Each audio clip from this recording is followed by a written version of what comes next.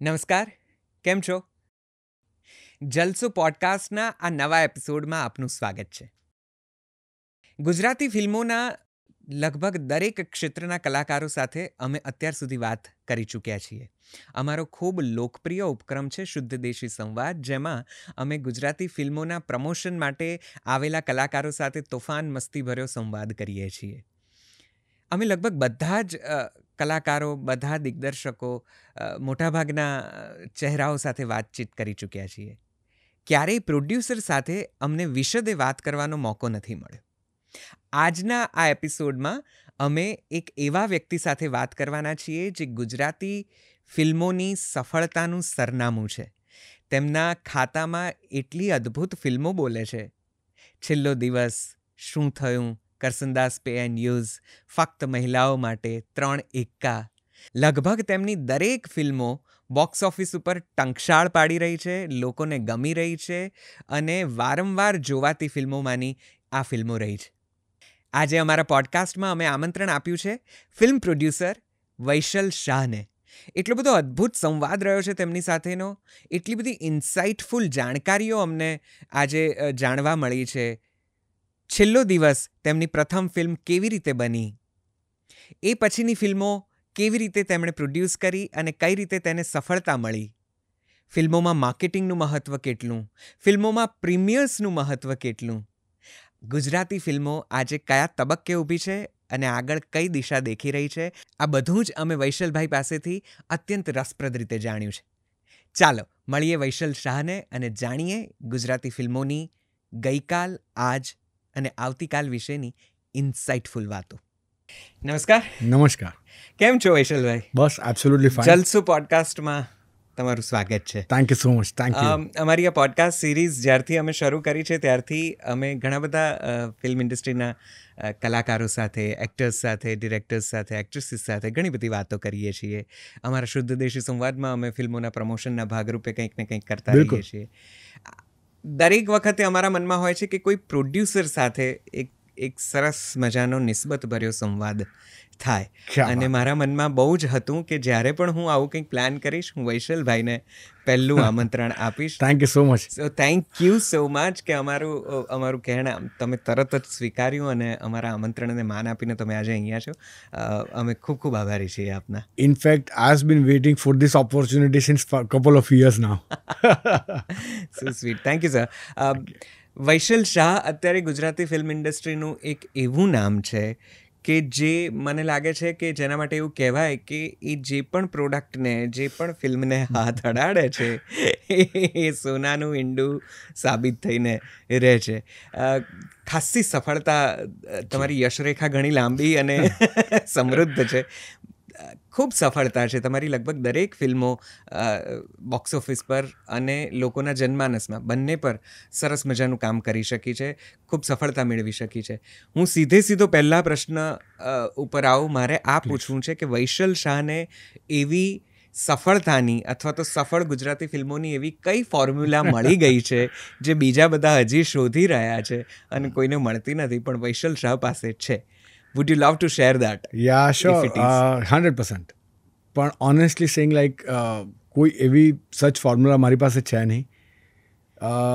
Basic સર્વે છે કે ગુજરાતી ઓડિયન્સને શું જોવું ગમે છે પોતાની માતૃભાષામાં.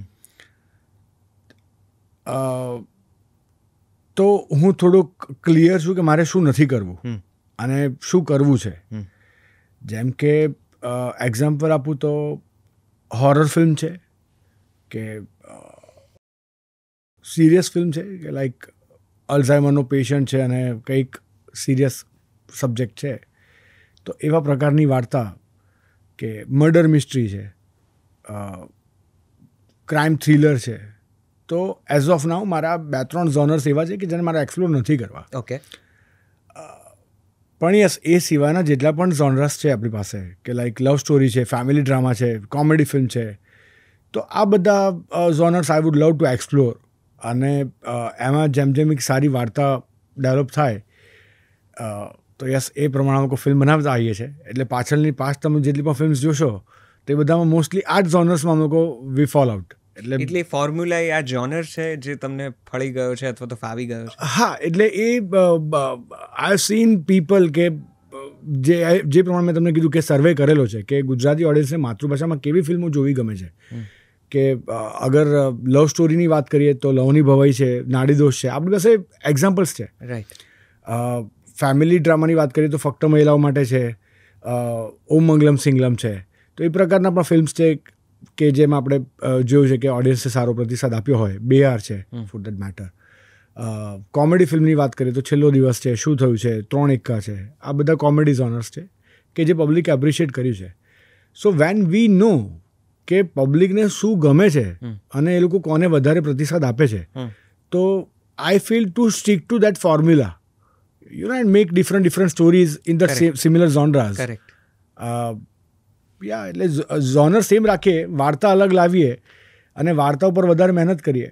બરાબર. એટલે તમારું પેલું એકદમ પક્ષ જેવું છે કે જે સર્વેમાં જે સીટ બિલકુલ મજબૂત હોય ત્યાં કેન્ડિડેટ એકદમ ચોક્કસ ઊભો રાખવો. સૌથી પહેલી ફિલ્મ છેલ્લો દિવસ, જેણે ગુજરાતી ફિલ્મોની દિશા દશા જરા જુદી રીતે ખોલી નાખી, જરા જુદી રીતે એને ગતિ આપી.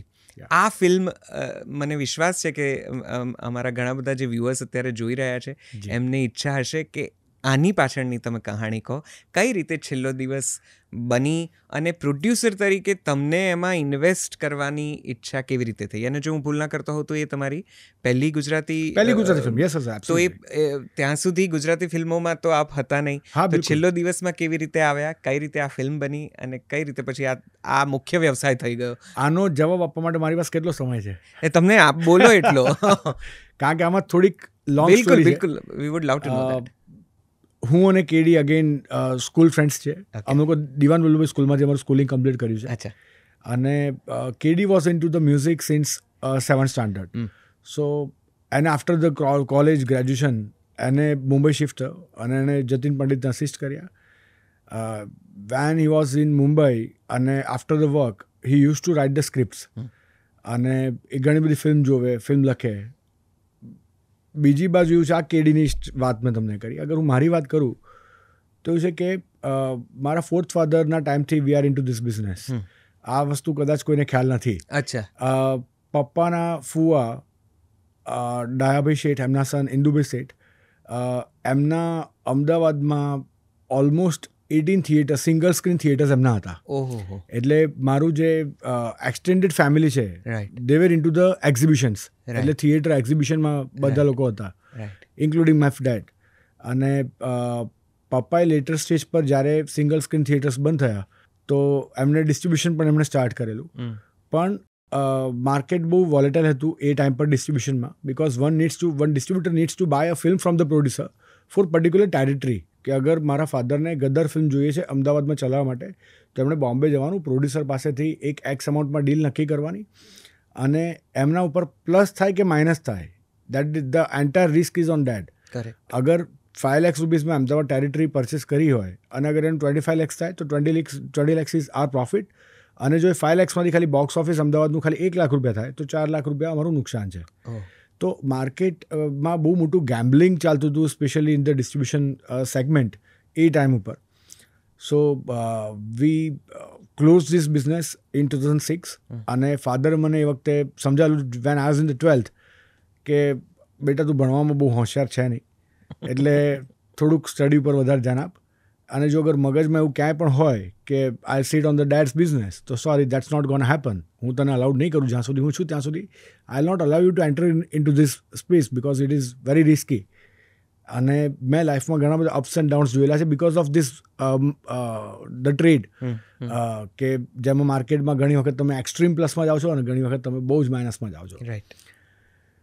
સો જ્યારે આવ્યા 12thમાં મને ક્લિયર લાઈન મળેલી હતી. So after the graduation I have started working with the corporate company, real estate કંપનીમાં આઈ વોઝ વર્કિંગ. ઓકે. અને parallelly KD was in Mumbai. સમાવ 8-1 વર્ષ પછી ઇન 2011 હું અને કેડી ફરીથી મળ્યા અને અમદાવાદમાં જ મળવાનું થયું. તો શેર કર્યું કે how is your this 10 years and what I have done in the past 10 years. And he said, Vishal, I know like your father is into the business and I have written few scripts. So any probability, any chance કે આપણે ફાધરની પાસેથી એમની advice લઈએ કે એમના resources use કરી અને we can make a film. મેં કીધું કેડી મને ઓલરેડી અલ્ટિમેટમ મળેલું છે, આ વસ્તુ પર હું વાત પણ નહીં કરી શકું. અને બહુ ક્લિયર ઇન્સ્ટ્રક્શન છે કે I not be able to work in the entertainment segment. But મારી પાસે પપ્પાના અમુક ફ્રેન્ડ્સના નંબર છે કે જેમને હું ફોન કરીને હું કહી શકું કે અંકલ તમે પપ્પાને ના કહેતા કે મેં તમને ફોન કરેલો, but I wanted to meet you for and understand few things. તો ઘણા બધા લોકોએ અમુક હેલ્પ કરી અને સમજાવ્યું. અને પહેલાં જે વાત કરી કે અમારા લોકોને ગુજરાતી ફિલ્મ બનાવી છે, અરે બનાવતી હશે, શું કામ છે, કશું ના કરો, બનાવવા નથી એમ. તમે જુઓ 10 વર્ષના એક્સપિરિયન્સ. અને એ લોકો સાચા હતા કે પાછળના 10 વર્ષમાં એવું આપણને કોઈ એટલે સ્પેશિયલી 2000થી લઈને 2010 સુધીમાં એક ફેઝ એવો આવી ગયો કે જેમાં બોક્સ ઓફિસ પર કે ઓડિયન્સનું ટર્નઆઉટ નહોતું થઈ રહ્યું અને ઘણા બધા ચેન્જીસ આવી રહ્યા હતા સિનેમાની અંદર પણ. કે પહેલાં રીલનો બિઝનેસ હતો, 2002ની અંદર ડિજિટલ ફોર્મેટ્સમાં સ્ક્રીન્સ બધા ડેવલપ થયા, સિંગલ સ્ક્રીન બંધ થતા હતા, મલ્ટીપ્લેક્સ આવતા હતા. એટલે જે ટ્રાન્સફોર્મેશન પીરિયડ હતો એમાં our industry could not survive during that period. એટલે એ લોકો એમના લેવલ પર એડવાઇસ આપતા હતા અને અમને એવું હતું કે ના, but we should explore, I mean we should make such new cinema, new age cinema. આપણે નવી ટેકનોલોજી સાથે, સારા ઇક્વિપમેન્ટ સાથે, સારી સ્ક્રિપ્ટ જો અગર આપણે પીરસીએ તો કેમ ઓડિયન્સ ના જોવે. They are going to watch the Bollywood and in the theatres. તો આપણું ગુજરાતી કોન્ટેન્ટ કેમ અપ્રિશિએટ ના થાય. સો એ વખતે આઈ રિમેમ્બર કે 2012માં જ્યારે અમે લોકોનું 2011માં થોડુંક બેઝિક બધાને મીટ એન્ડ ગ્રીટ ચાલતું હતું, થોડુંક ઇન્ડસ્ટ્રીને સમજવાની કોશિશ કરતા હતા. એ વખતે 2012માં કેવી રીતે જઈશ ફિલ્મ આવી અભિષેક જૈનની, અને એ ફિલ્મે અમને ઘણા ઇન્સ્પાયર કર્યા. તો the figures were not provoking કે અમે લોકો આ બિઝનેસમાં જઈએ. જે ફિગર્સ જોયા હતા, the expense side and the income side, what we have studied, what the figures that we have received is not so motivating. Right. પણ એ થોડુંક ડિસઅપોઇન્ટ પણ કરતું હતું, but the same time content appreciate થયેલું હતું. રાઈટ. તો એના ઉપર થોડુંક ડિટેલમાં સ્ટડી કરવાનું સ્ટાર્ટ કર્યું. એન્ડ વી વેર વેઇટિંગ કે આઈ મીન અમે લોકોને કોન્ફિડન્સ નહોતો આવી રહ્યો 2012-2013માં કે આપણે કરવું જ છે, 100% ફૂલ ફ્લેજ કરવું જ છે આ વસ્તુ. 2014માં અગેન ફિલ્મ આવી BAR, અને એના નંબર્સ થોડા ફાર બેટર આવ્યા દેન ધ કેવી રીતે જઈશ. અને એ વખતે રિયલાઇઝ થયું કે ના, C now the audience is bin increased. જેવી કેવી રીતે જઈશમાં જેટલા ફિગર્સ હતા એના કરતાં far more good figures are having in the BAR. સો કેડી પાસે 3-4 સ્ક્રિપ્ટ્સ હતી. કરસનદાસ સ્પેન દિવસ પણ એને લખેલી હતી, છેલ્લો દિવસ પણ લખેલી સ્ક્રિપ્ટ હતી, અને બીજી 1-2 સ્ક્રિપ્ટ પણ હતી.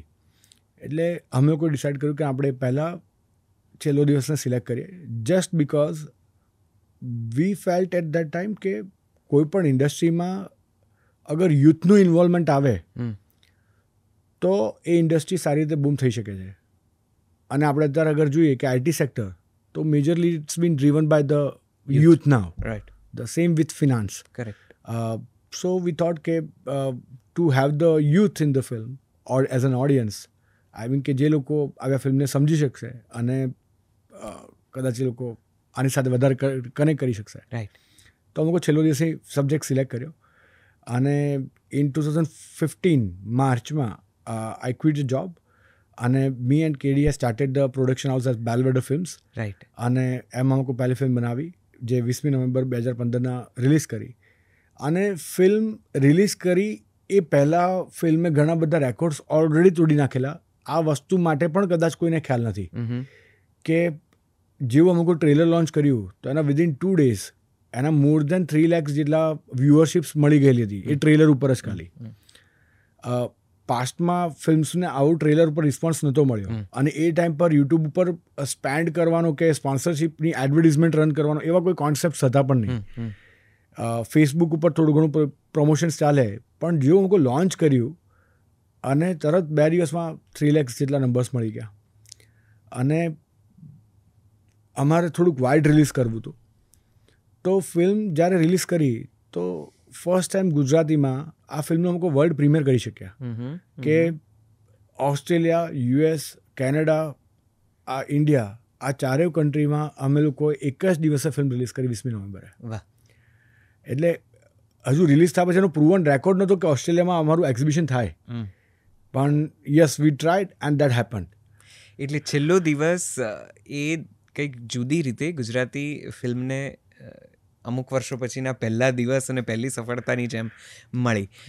તો છેલ્લો દિવસે આમ યુથને બહુ જુદી રીતે ઇન્વોલ્વ કર્યું. એની જે ભાષા હતી, એની જે શૈલી હતી, એમાં જે હ્યુમર હતું, એમાં જે કમેન્ટ્સ હતી, એમાં જે ફ્રેન્ડશિપની આખી પેલી ચાની કિટલી પર કે ગલ્લા પર કે બેઠકમાં કે ટપરી પર બેસીને જે વાતો થાય, એ બધી ફિલ્મોમાં તમે લઈ આવ્યા અને એ રીતે યુથ એની સાથે ખૂબ સંકળાયું. બિલકુલ. આ એક ડેલિબરેટ એટેમ્પ્ટ હતો કે તમારે આ જ ભાષામાં એ તેલનો ડબ્બો હોય કે આ 5 છોકરાઓ કે 6 છોકરાઓ ભેગા થઈને આ જ ભાષામાં વાત કરે છે, જે લગભગ એ પહેલાં ફિલ્મોમાં ક્યારેય આટલી બધી રીતે આ લેંગ્વેજમાં નહોતું આવ્યું.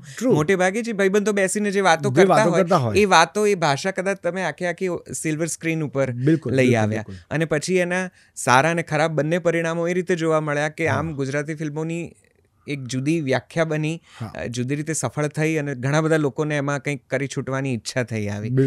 પણ પછી પાછળ લગભગ બધું એવું પણ રગાશિયું ગાડું ચાલ્યા કર્યું. બધા આમ ઘેટાની જેમ એને જ ફોલો કરતા થયા. એ ભાષા ઉપર, એ પ્રકારની શૈલી ઉપર પણ ખાસી ટીકા ટિપ્પણી થઈ હતી, ભલે સફળતાને વરીતી ફિલ્મ.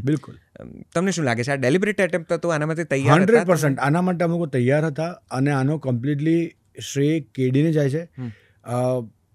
તમે અગર ફિલ્મની અંદર એની લેંગ્વેજ જોશો તો પબ્લિકે કેમ એને એપ્રિશિએટ કર્યું, કારણ કે આપણે રોજિંદા જીવનમાં આપણે જે લેંગ્વેજ યુઝ કરીએ છીએ આપણા ફ્રેન્ડ સર્કલ સાથે, સ્પેશિયલી અગર તમે ફ્રેન્ડશિપ ઉપર ફિલ્મ બનાવો છો, ફ્રેન્ડ્સ સાથેની એક ફિલ્મ બનાવો છો, તો એમાં લેંગ્વેજ એવી જ હોવી જોઈએ. અગર એમાં જો હું લેંગ્વેજ ચેન્જ કરવા જઈશ તો કદાચ પબ્લિકને એ કનેક્શન નહીં મળે કે we don't talk with the friends like so sophisticatedly કે આપણે એવી રીતે વાત નથી કરતા. સેકન્ડલી તમે એ ફ્રેન્ડ્સમાં એના કેરેક્ટરાઇઝેશન્સ જોશો તો એમાં પણ બહુ જ વેરાયટી છે. નિખિલનું કેરેક્ટર ઇઝ ડિફરન્ટ, વિક્કીનું કેરેક્ટર ઇઝ ડિફરન્ટ, લોયનું કેરેક્ટર ઇઝ ડિફરન્ટ, ધુલાનું કેરેક્ટર. તો એવરી વન એઝ કનેક્ટેડ કે મારા ગ્રુપમાં છે ને પેલો ધુલા જેવો છે, મારા ગ્રુપમાં પેલો વિક્કી આવો જ છે. એટલે એ જે કેરેક્ટરાઇઝેશનની જે વેરાયટી મળી, પ્લસ જે લેંગ્વેજનું જે ફર્સ્ટ ટાઈમ ઓડિયન્સે સિનેમામાં ફિલ્મ કર્યું, તો આનાથી ઓડિયન્સ વધારે કનેક્ટ કરી શકે ફિલ્મ સાથે. અને એટલા માટે we are still receiving so many messages every day. અને ઘણા બધા ડિજિટલ પ્લેટફોર્મમાં જો અગર ક્યારે પણ કોઈ સોશિયલ મીડિયા પર અગર એવી કેપ્શન પોસ્ટ કરવામાં આવે કે tag your best film, tag your best friends, તો એ બધા લોકો આ છેલ્લો દિવસ હજુ પણ કમેન્ટ્સમાં એ જ કન્ટિન્યુએશન. વિશુલભાઈ, પણ ક્યાંય એવું લાગે છે કે આ ભાષાએ આમ એક ખોટો મેસેજ કર્યો કે તમે આવી કોઈક આવું કંઈક લખી કાઢો કે આવું કંઈક જે બહુ જ ભાષાની દ્રષ્ટિએ બહુ ભાઈબંધી પ્રકારનું છે, દોસ્તી પ્રકારનું છે, તો કદાચ ફિલ્મોમાં એ સફળતાનો ફોર્મ્યુલા છે, કારણ કે લોકોને આવી જ ભાષામાં વાત કરવી કે સમજવું કે કનેક્ટ થવું ગમે છે, એવો કોઈક મેસેજ આ ફિલ્મ દ્વારા ગયો? કઈ રીતે કોઈ એવું છે ને? ના, હું આ વાત સાથે થોડુંક સહેમત એટલા માટે નથી, કારણ કે જે પ્રમાણે તમે કીધું કે છેલ્લો દિવસ પછી ઘણા બધા અટેમ્પ્ટ થયા કે સેમ ભાષામાં સેમ 3 ભાઈબંધોની વાર્તામાં સ્ટોરીઝ બની, પણ શું એમાંની એક પણ ફિલ્મ ચાલી? Audience is not a fool nowadays. I mean, જો અગર તમે સેમ વસ્તુ અગર તમે બીજી કોઈ ફિલ્મમાં પીરસવા જશો તો એ નહીં થાય. અને એ સેમ ભાષા અમે લોકોએ કરસનદાસમાં યુઝ નથી કરી, શું થયુંમાં યુઝ નથી કરી, 3 એકા જે લાસ્ટ યર રિલીઝ કરેલી એમાં પણ યુઝ નથી થયેલી. એમાં ડિફરન્ટ લેંગ્વેજીસ છે. કોલેજની લેંગ્વેજ ડિફરન્ટ હતી. એટલે ઓડિયન્સ ઇઝ વેરી સ્માર્ટ. ઓડિયન્સને ટ્રેલર જોઈને ખબર પડી જાય છે કે બસ મારે આ કન્ટેન્ટ જોવું છે કે નથી જોવું. એબ્સોલ્યુટલી. અને કરસનદાસ પે એન્ડ યુઝની વાત નીકળી છે તો મને લાગે છે કે ગુજરાતી ફિલ્મોને મળેલી કેટલીક શ્રેષ્ઠ ફિલ્મોમાંની એ એક છે કે એક એવા સબ્જેક્ટ ઉપર એટલી બધી તળની વાર્તા ને એટલી બધી તળની લાગણીઓ લઈને તમારી આ ફિલ્મ આવી. અગેઇન વૈશલ શાહનું પ્રોડક્શન, આવો સાવ જુદો સબ્જેક્ટ જે ગુજરાતી ઓડિયન્સે પહેલાં ક્યારેય જોયો નહોતો, કદાચ વિચાર્યો પણ નહીં હોય, કલ્પનામાં પણ નહીં હોય એમને, એ તમે લઈ આવ્યા અને બ્યુટીફુલી તમે એને દેખાડ્યો. Again superhit. So Karsandas pay and use વિશે કંઈક વાત કરો. એ ફિલ્મ કેવી રીતે બની? આટલું બધું અંદરનો સબ્જેક્ટ લઈને આવવાનું મન આમ એવું ના થયું કે આવું બધું કોણ જોશે, કે આના ઉપર વાત કરવી કેટલાને ગમશે, કેટલા લોકો જોવા આવશે? ના, પણ એઝ આઈ સેડ કે અમારે ડિફરન્ટ ઝોનર સાથેની ફિલ્મ્સ એક્સપ્લોર કરવી હતી. રાઈટ. તો એક સોશિયલ સટાયર, લાઇટ હાર્ટેડ કોમેડી પણ છે, રોમાન્સ પણ છે, અને કમ્પ્લીટ મસાલા પેકેજિંગ સાથેની એક ફિલ્મ અમારા લોકોને બનાવી હતી. રાઈટ. અને કરસનદાસનો સબ્જેક્ટ લખતી વખતે કેડી એ મેથડ રાઇટિંગ કરેલું. આઈ રિમેમ્બર કે કેડીએ મને કીધું કે વૈશાલ, મને કોઈક એવી જગ્યાએ તું સાઇડ કરી આપ કે મારે એકચ્યુઅલી પેઇડ યુઝમાં મારે બહાર બેસવું છે. અચ્છા. આઈ વોન્ટેડ ટુ સી કોણ લોકો આવે છે, કેવી રીતે યુઝ થાય છે, એ લોકોની લેંગ્વેજ એ લોકો કઈ બોલે છે. મને એવી પણ એવા પણ એરિયા મારે એક્સપ્લોર કરવા છે કે જ્યાં આવી રીતે લોઅર મિડલ ક્લાસ ફેમિલીઝ રહી શકતી હોય, અને એ લોકોની જે ગલી હોય છે તો એમાં મારે રહેવું છે, મારે ટાઈમ સ્પેન્ડ કરવો છે. ઓહો. અને હી ઓલમોસ્ટ સ્પેન્ડ 15 days આપણે અહીંયાના જે જૂના આપણે ગામ કહેતા હતા, કરેક્ટ. કે વિજલપુર ગામ છે, કે જોધપુર ગામ છે, રાઈટ. રાઈટ. રવિનગર છે, હોલિવૂડનો આપણે એરિયા કહીએ છીએ. જી જી જી. એટલે આવા બધા એરિયાઝ એણે એક્સપ્લોર કર્યા. એ ત્યાં રહ્યો આખો દિવસ, અને he was not writing that time, he was just observing the characters, કે અહીંયા કેવા કેવા કેરેક્ટર્સ મને મળી રહ્યા છે, એ લોકોની લેંગ્વેજ કેવી છે, એ લોકોના એટીટ્યૂડ્સ કેવા છે, એ લોકોની બોડી લેંગ્વેજ કેવી છે, હાઉ દે ટોક. અને એ બધી વસ્તુ પાછું એ ઓફિસ આવ્યો અને પછી એને શાંતિથી લખવાનું સ્ટાર્ટ કર્યું, ડાયલોગ્સ ને કેરેક્ટરાઇઝેશન્સ એને ઘણું બધું ઇમ્પ્રોવાઇઝ કર્યું. અને પછી yes, we have started the procedure. અને ફિલ્મ લખાયા પછી જ્યારે અમે કોઈ પહેલી વખત એનું નેરેશન સાંભળ્યું ત્યારે જ લાગતું હતું કે ના, કંઈક અલગ, બહુ જ અલગ સ્ક્રિપ્ટ છે, અને we wanted to give our best shot in this. એમાં ચેલેન્જીસ બહુ જ બધી હતી, પુષ્કળ ચેલેન્જીસ હતી. લાઈક અમે લોકો 18મી જાન્યુઆરીએ ફિલ્મનું શૂટિંગ ચાલુ કર્યું, અને 19th મેના અમે લોકો ફિલ્મ રિલીઝ કરી. So within a span of 4.5 month film અમે લોકો શૂટથી લઈ અને રિલીઝ સુધીમાં કમ્પ્લીટ કરી દીધી. એટલે પણ યસ, અમે લોકોએ ઓથેન્ટિસિટી છોડવી નથી. એટલે સ્ક્રિપ્ટમાં જે લખાયું છે કે મારે આવો એરિયા જોઈએ છે, તો એના માટે હું અમદાવાદના દરેક ગલીમાં ફર્યા. અમદાવાદમાં અમુક લોકોને જેવું જોઈતું હતું એવું સિનેમેટિક વ્યૂઝ નહોતું મળી રહ્યું, તો અમુક બરોડા ગયા, અને બરોડા અમુક એક્સપ્લોર કર્યું. અને બરોડાના માંજલપુર એરિયામાં અમુક આ લોકેશન પર, રિયલ લોકેશન પર સેટ ક્રિએટ કર્યો. રાઈટ. એટલે ટોયલેટ આપણે જે જોઈએ છે ફિલ્મમાં, એ આખો સેટ બનાવેલો છે. રાઈટ. અને એ સેટમાં અમે લોકોએ શૂટ કર્યું. વાહ વાહ. અને યસ, ત્યાંના માંજલપુરના લોકોનો પણ અમુકનો બહુ જ સારો સપોર્ટ રહ્યો. અને એ લોકોને ખબર પડેલી કે છેલ્લો દિવસના મેકર્સ અહીંયા આવ્યા છે, તો આસપાસના બધા જ લોકો અમારા લોકોનું બહુ જ ધ્યાન રાખતા હતા, અને બહુ પ્રેમાળ હતા બધા લોકો. તો આ છેલ્લો દિવસ થયો, કરસનદાસ પેન યુઝ થયું, પપ્પાની પેલી સલાહ હતી કે નથી કરવાનું આ, પછી પપ્પા ફરીથી લડ્યા નહીં કે ભાઈ તને ના પાડી હતી ત્યાં જ તારે જવું છે? એટલે એમાં છે ને, આઈ વુડ સે કે મારા જીજાજીનો બહુ મોટો રોલ છે. અચ્છા. મારા ઘરમાં મારી કોઈ વેલ્યુ પહેલાં હતી જ નહીં, હજુ પણ નથી જોકે, પણ મારા ઘરમાં ઓલવેઝ એવી કમ્પેરિઝન થાય. અને મારી મમ્મી તો ખાસ એવું કહે કે તું જીજાજીને જોઈને જો, સમજ એ કેટલા હોશિયાર, એ કેટલા સ્માર્ટ છે, તને બુદ્ધિ નથી દોડતી, તું બરાબર મૂવ નથી કરતો. એટલે મને ખબર હતી કે બસ ઘરમાં જીજાજીનું બહુ ચાલે છે.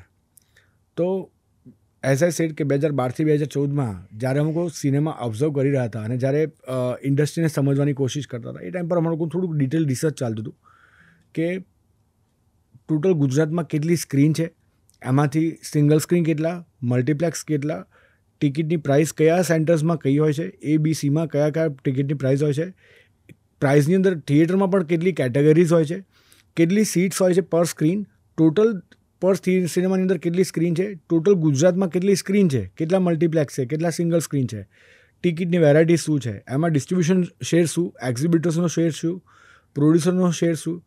આ બધા રિસર્ચના અમુક થોડાક ફિગર, મેથેમેટિક્સ બધું મેં મેચ કર્યું. પછી મેં સૌથી પહેલાં ફોન જીજાજીને કર્યો. મેં કીધું કે મારે તમને મળવું છે. એટલે મેં કે હા, આપણે મળીએ રાત્રે ડિનર પછી અમુક ભેગા થયા. અને હું મારું લેપટોપ મેં ઓપન કર્યું, મેં કીધું કે this is what I have done in the past 2 years. અને આવી એક્સરસાઇઝ કરી છે, અને આવી કેડીએ સરસ સ્ક્રિપ્ટ્સ લખેલી છે અમુક. અને we wanted to have the production house, having no experience of the production house, but will do it. We are passionate, we wanted to do it, we wanted to make a film, we wanted to produce a film, and we wanted to get this done. અને why we should get this done. So એના માટેનું જે reason છે એ અમારી 2 વર્ષની મહેનત છે Excel sheet ઉપર. એમણે બધું જોયું, શાંતિથી 1.5 કલાક મને સાંભળ્યો. મને કે પ્રોબ્લેમ શું છે? તે મને બધી વાત કરી, પણ તમને કીધું નહીં કે તે મને કેમ કીધું છે. મેં કહું, I want you to talk in the family. તમે મારા મમ્મી પણ સમજાવો, કારણ કે હું પ્રેઝન્ટ કરવા દઈશ તો ત્યાં રિજેક્શન આવશે ને હું કશું કરી નહીં શકું. એટલે મેં કે આ વાંધો નથી, આપણે જઈએ ઘરે. તો મેં કીધું અત્યારે જ જઈએ. મેં કે પણ કાલે શાંતિથી આવું ને. મેં કહું ના, અત્યારે જ. એમને લઈ અને હું ઘરે ગયો અને મેં બધાને બેસાડ્યા. મમ્મી પપ્પા અને જીજાજી બેઠા છે. મેં કીધું કે મારે બધાની સાથે એક વાત કરવી છે. તમે મને ના પાડેલી 12th કે તું આ લાઈનમાં નહીં આવે, તો નથી આવ્યો. અને after the graduation I am working somewhere and I hope you all are happy with what I am doing right now. પણ હવે મારે કંઈક ચેન્જ કરવું છે. I wanted to enter in two the space. I wanted to have the production house.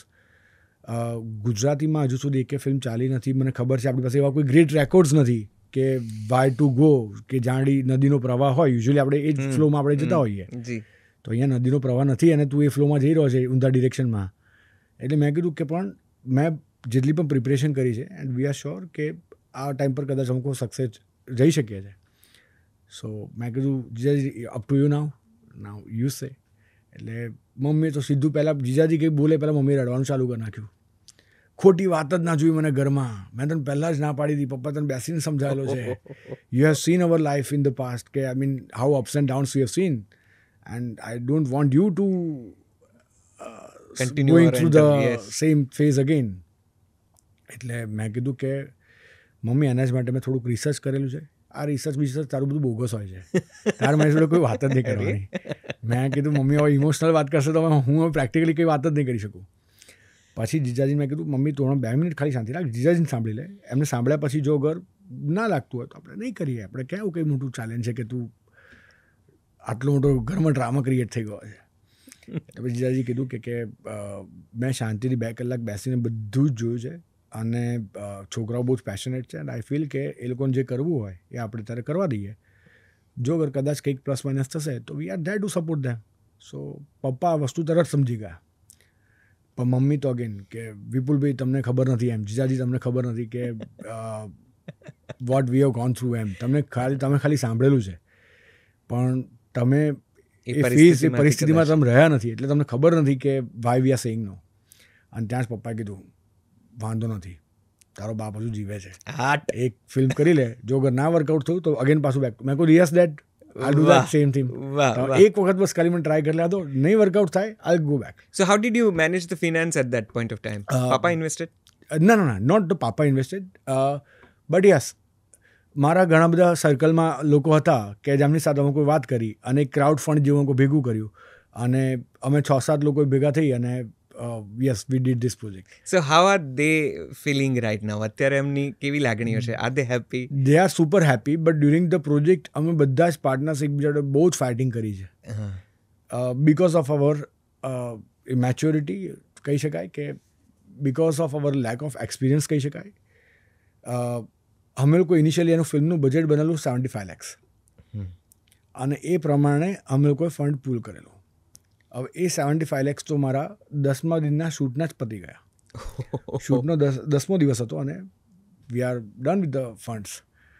એટલે કીધું કે યાર વી નીડ મોર ફંડ્સ. તો થોડુંક પાછું કેલ્ક્યુલેશન્સ કર્યું કે હવે આપણે બીજું ફર્ધર કેટલું ફંડ જોઈશે. તો ખબર પડી કે બીજું એટલું 75 જોઈશે. બધા કે ગાડા થઈ ગયા છો, હજુ 10% તમે વેરિયેબલ રાખો કે 20% રાખો ઓન હાયર સાઇડ, પણ ધ ડબલ 100% નોટ પોસિબલ. તો પાછું એ બધા ટાઈમમાં ફરીથી બધાને 1 by 1 બધાને સમજાવવાના અને સામે કંઈક અશ્યોરિટી આપવાની કે boss don't worry, you are in the safe hands and nothing will go wrong, will do it, will achieve it. આપણે જે ઇન્વેસ્ટ કર્યું છે આપણને ફ્રૂટફુલ બહાર આવશે. પણ તો it is a risky, everyone knows કે જો અગર ફિલ્મ ના ચાલી ફ્રાઇડે ના તો we are done with whatever investment we had. પણ યસ પછી 1.5 કરોડ ઓલમોસ્ટ શૂટ કમ્પ્લીટ થયું એટલે એ પણ પતી ગયા. એટલે કીધું કે યાર આ તો શૂટ કમ્પ્લીટ થઈ ગયું, હજુ પોસ્ટ પ્રોડક્શન બાકી છે. કીધું કે યાર we need to figure out again. તો જોયું કે બીજા 75 lakhs જોઈશે. એટલે બધા લોકો તો આમ એકબીજાના મર્ડર પર ઉતરી ગયા કે યાર what are you guys doing? 75 થી 150 થી again you guys are saying for 225. Not done. એટલે કે હવે ફૂલ એન્ડ ફાઇનલ કે ફૂલ એન્ડ ફાઇનલ કે મેં કહું full and final done. I will not ask for more funds but we are for sure કે we are ready with the PNA including 2.25 આપણે complete કરી લઈશું. અમે લોકો ઇનિશિયલી પહેલાં ડેટ રાખેલી 23 ઓક્ટોબર 2015. દશેરાના તરત રિલીઝ હતું ફિલ્મ. એટલે પપ્પાને મેં ઘરે જઈને ઓક્ટોબર ફર્સ્ટ વીકમાં જો પોસ્ટર બનાવ્યું લોકો લોન્ચ કરી નાખ્યું. પપ્પાને મેં ઘરે જઈને બતાવ્યું કે પપ્પા this is the poster of the film. કે બહુ સરસ લાગે છે. હા સરસ. આ ડેટ કઈ લખી 23? એટલે મેં કહું 23 ઓક્ટોબર શું આવે છે? મેં કહું પપ્પા દશેરા છે, રજા મળશે તો આપણને બેનિફિટ મળશે થિયેટરમાં. બુદ્ધિ દોડે છે. મેં કીધું શું થયું? કોણે પૂછ્યું આ બધે? તાર પૂછવું તો જોયું મને એકવાર કે હું આગળ ડેટ સિલેક્ટ કરું કે નહીં. મેં કીધું કેમ? કારણ કે દિવાળીની 15 દિવસનો પીરિયડ બહુ જ ડ્રેગ હોય છે, બહુ સ્લેક સિઝન છે ફોર ધ સિનેમા. લોકો દિવાળીના 15 દિવસ પહેલાં સિનેમાની અંદર એટલા ફૂટફોલ્સ તમને જોવા નહીં મળે. આખા વર્ષનું આ મોટો સ્લેક પીરિયડ છે. મેં કીધું boss we are doing something wrong and we already announced what to do now. એટલે મને કે વંદનને લગાવીને આપવાનું. પછી મેં વંદનને લગાવ્યું. મેં કહું વંદન પપ્પાને વાત કરવી છે. એટલે એમણે કીધું કે યાર કેમ આવી ડેટ સિલેક્ટ કરી છે? એટલે કે ભાઈ છોકરાઓને આવી ડેટ પર વધારે ઇન્ટરેસ્ટ. પણ કે તમને તો ખબર પડે ને, તમારે છોકરાઓને સમજાવવા જોઈએ. દિવાળી પછી રિલીઝ કરો કાં તો દિવાળીના દિવસે રિલીઝ કરો. પાછું અગેન હું વંદનબેન બધા લોકો બેઠા અને ડિસાઇડ કર્યું કે આપણે દિવાળી પર તો નહીં આવી શકાય કારણ કે વખતે પ્રેમ રતન પાયો 12મી નવેમ્બર રિલીઝ થતી હતી ન્યૂ યરના ટાઈમ પર. રાઈટ. અને એમાં સૂરજ બરચા ત્યાં Salman Khan after so many years in the theatre. So we were stuck કારણ કે અમારી આગળના વીકમાં પ્રેમ રતન પાયો છે. અમારી સાથે 20મી નવેમ્બરે સ્પેક્ટર જેમ્સ બોન્ડની ફિલ્મ રિલીઝ થઈ રહી છે. અમારી પછી 27મી તારીખે રણબીર કપૂર અને દીપિકા પાદુકોણ ઇમ્તિયાઝ અલી તમાશા રિલીઝ થઈ રહી છે. એટલે વી વેર ઇન બિટવીન. સો બધા જ કેડી બધા ઇન્વેસ્ટર્સ બધા જ લોકો કહી રહ્યા હતા કે પતી ગયો એમ, we are done, we are not going somewhere. પણ એક મને વંદનબેન કોન્ફિડન્સ હતો કે ના વિલ અચીવ સમથિંગ. કેડીને કન્ટેન્ટ ઉપર બહુ જ કોન્ફિડન્સ હતો. એ તો એડિટ પરથી કેડી વોઝ ક્વાઇટ શ્યોર કે ના Vaishal this film will do wonders. પણ રિલીઝ ડેટ જોઈને બધા શોકમાં હતા. પછી મેં કેડીને પહેલાં સમજાવ્યું. મેં કીધું કેડી બનાવતી વખતે તે બનાવ્યું છે ને, રિલીઝ કરવા ઉપર મારા પર છોડ દે. Let me take this decision. તો થોડુંક પહેલાં મને અલગ શબ્દોમાં વાત કરી ને પછી મને કે તારે જે કરવું એ કર. અલગ શબ્દોમાં વાત. ફાઇનલી એને કન્વિન્સ કર્યો. પછી વન બાય વન બધા ઇન્વેસ્ટર્સને કન્વિન્સ કર્યા કે યાર આટલી ગેમ રમ્યા છો ને, થોડી ગેમ બાકી છે, ફાઇનલ ટેબલ બાકી છે, મારા પર છોડ દો. અને એ ફરીથી માર્કેટિંગ કરવાનું. તો again we need more funds કારણ કે માર્કેટિંગ પહેલાં જે કર્યું હતું એ 23 ઓક્ટોબરના પ્રમાણે કર્યું હતું. And now the date has been changed to 20th November. ઘરવાળાએ કાઢી નાખું કે એટલે ફરીથી માર્કેટિંગ માટે એટલે એક ડેટને લઈને પહેલાં ફાઇટ ચાલતી હતી. પછી અગેન પ્રમોશન્સને લઈને ફંડ્સને લઈને થોડીક વાત ચાલતી હતી. પણ યાર ધીસ ઇઝ ધ કેસ. વાહ. બટ અલ્ટિમેટલી તમે લોકોએ એક એવી સરસ મજાની ફિલ્મ આપી કે જે મને લાગે છે ગુજરાતના ઇતિહાસમાં એક બરાબર સમય અને બહુ મોટી સફળતા માટે યાદ રહેશે. પણ એ છેલ્લો દિવસ હોય કે પછીથી તો એટલી મોટી સફળતા કે એ છોકરાઓ સ્ટાર્સ બની ગયા, કેટલી બધી ઇવેન્ટ્સ ને બાઉન્સર્સ ને ઓહો એ 12 મહિના તો એમની દરેક ઇવેન્ટમાં દરેક કાર્યક્રમમાં એમની બોલબાલા રહી, એમની માંગ રહી. બિલકુલ. કરસનદાસ પે ન્યૂઝ આવ્યું, એનું પણ સંગીત અને એની પણ માર્કેટિંગ આખી બહુ સુંદર રીતે થઈ હતી.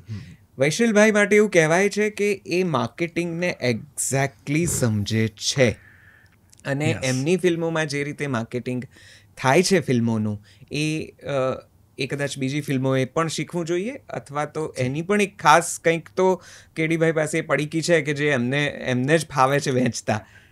આ માર્કેટિંગને તમે શું સમજ્યા છે? ગુજરાતી ફિલ્મોને માર્કેટિંગની કેટલી જરૂર છે, કેટલી પ્રબળતાથી જરૂર છે અને કેટલી અસરકારક રીતે એ કરવું જોઈએ? તમારો આટલી બધી સફળ ફિલ્મોનો અનુભવ શું કહે છે? માર્કેટિંગ માટે તો ખાલી ગુજરાતી ફિલ્મો નહીં પણ કોઈ પણ સારી પ્રોડક્ટ્સ હોય તો એ લોકો પણ આજે કોઈ પણ we are into any business is required some kind of branding, awareness, advertisement to have the returnership from the customers or to gain new customers. આ એક સિમ્પલ ફંડા છે. કોલગેટની એડવર્ટિઝમેન્ટ આપણે આજે પણ જોઈએ છે. એ એડવર્ટિઝમેન્ટ નહીં કરે તો શું આપણે કાલથી કોલગેટ આપણા ઘરમાં લેવાનું બંધ કરી નાખીશું? આપણે લઈશું જ. પણ તો પણ એ કોન્સ્ટન્ટ હેમરિંગ છે. You go with the same brand. So કોઈ પણ પ્રોડક્ટ જ્યાં સુધી એન્ડ યુઝર સુધી પહોંચશે નહીં તો એન્ડ યુઝર એ પ્રોડક્ટને લેશે કેવી રીતે? મેં ફિલ્મ બનાવી નાખી પણ કોઈને ખબર જ નથી. મારી બાજુના ઘરમાં રહેતા લોકોને ખબર નથી કે વૈશાલે કઈ ફિલ્મ બનાવી. તો મારે શું? એટલે પછી how can I expect the audience to go in the cinema and book the ticket for the film that I have produced?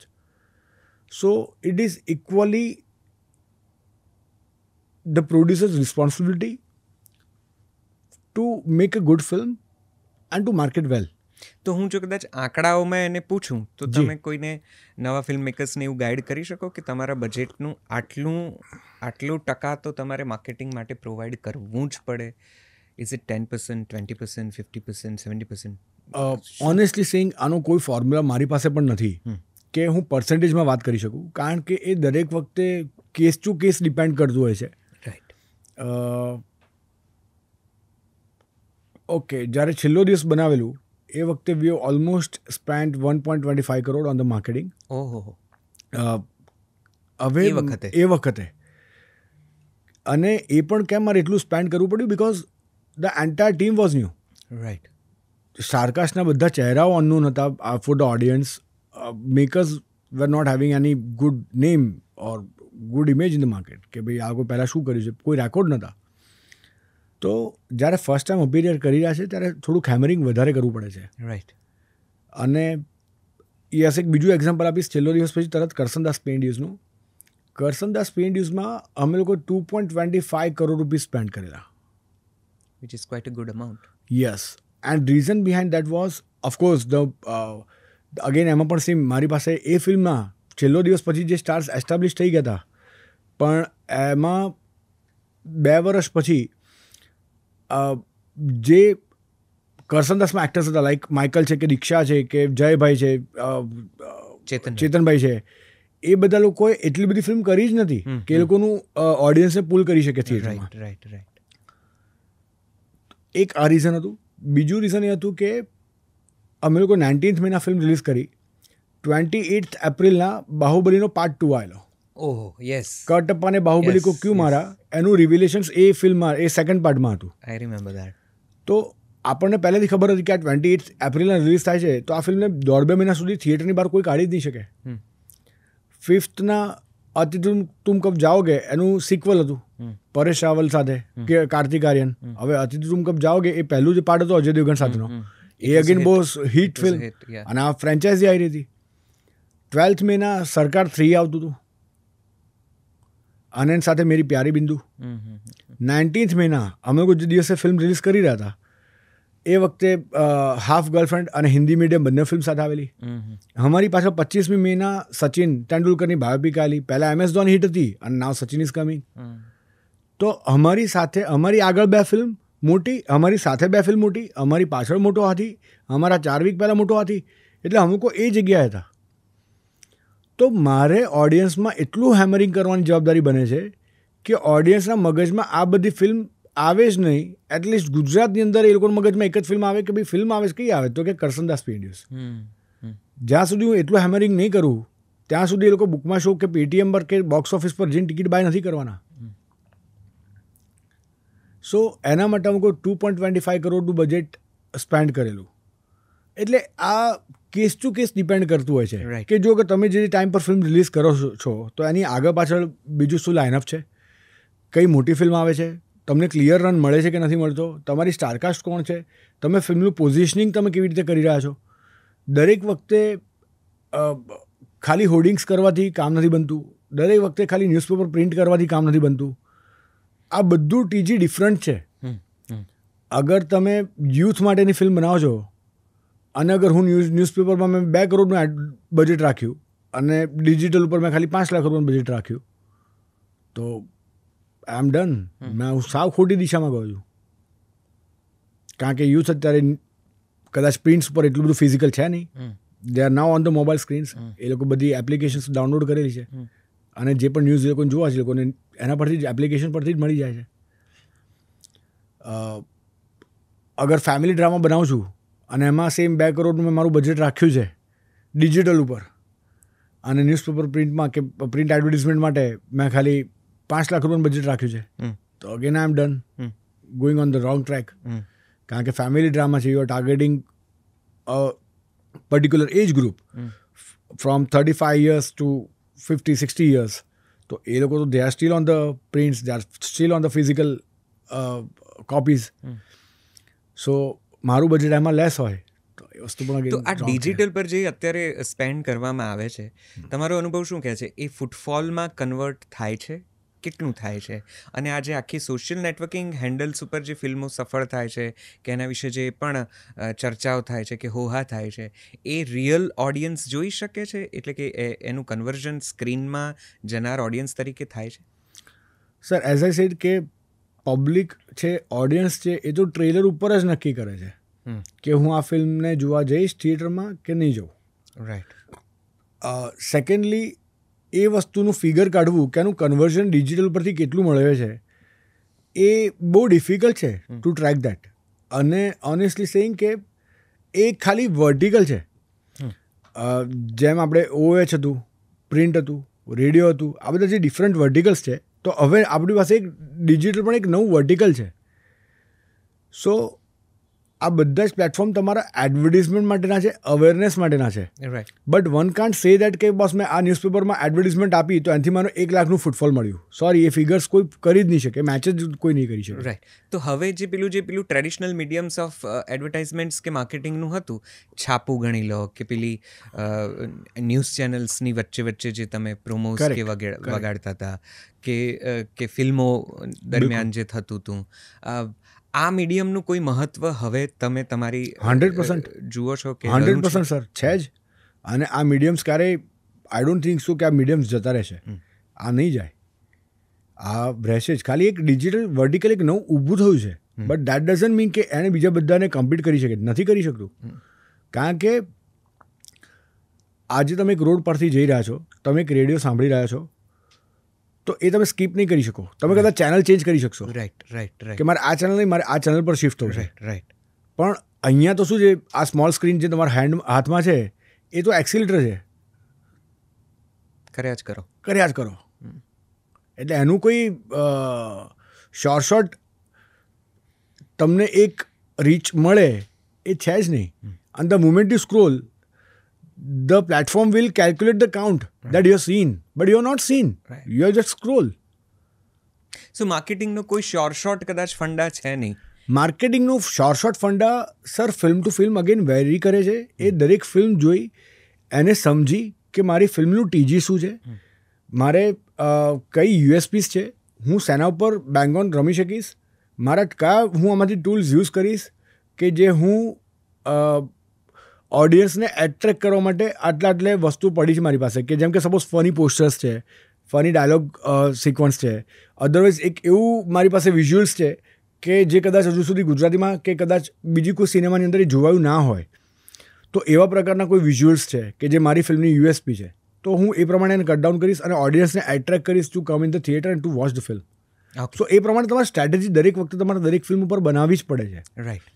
એટલે એ કોઈ પેલું સ્ટ્રીટ ફોર્મ્યુલા નથી સર કે જે આને કર્યું એ હું આ કરું ને હું આ ફિલ્મમાં પણ આ જ કરું. એ હું ક્યારેય કરતો પણ નથી. બિલકુલ. કેવી રીતે જઈશ, 2 યાર કે છેલ્લો દિવસ કે કરસનદાસ પે એન્ડ યુઝ, આ બધી જે મૂવી આવી એણે એક આખી નવી ચર્ચા આપણે ત્યાં ઊભી કરી અર્બન અને રૂરલ ગુજરાતી સિનેમાની. એક આપણે વર્ગનું પણ એક વિભાજન થઈ ગયું કે એક બાજુ એક રૂરલ પોકેટનો એક આખો એરિયા છે જ્યાં જુદા પ્રકારની ફિલ્મો ચાલે છે, શહેરોમાં જુદી રીતે ચાલે છે. અત્યારે તમે સ્થિતિ જુઓ તો એવું પણ છે કે શહેરી વર્ગ બોલિવૂડ અને સાઉથ ઇન્ડિયા અને કદાચ વર્લ્ડ સિનેમા તરફ વળ્યો છે. રૂરલ પોકેટના વર્ગની પણ પોતાની એક પ્રાથમિકતાઓ કે પોતાના એક પ્રકારની પ્રેફરન્સીસ તો છે જ.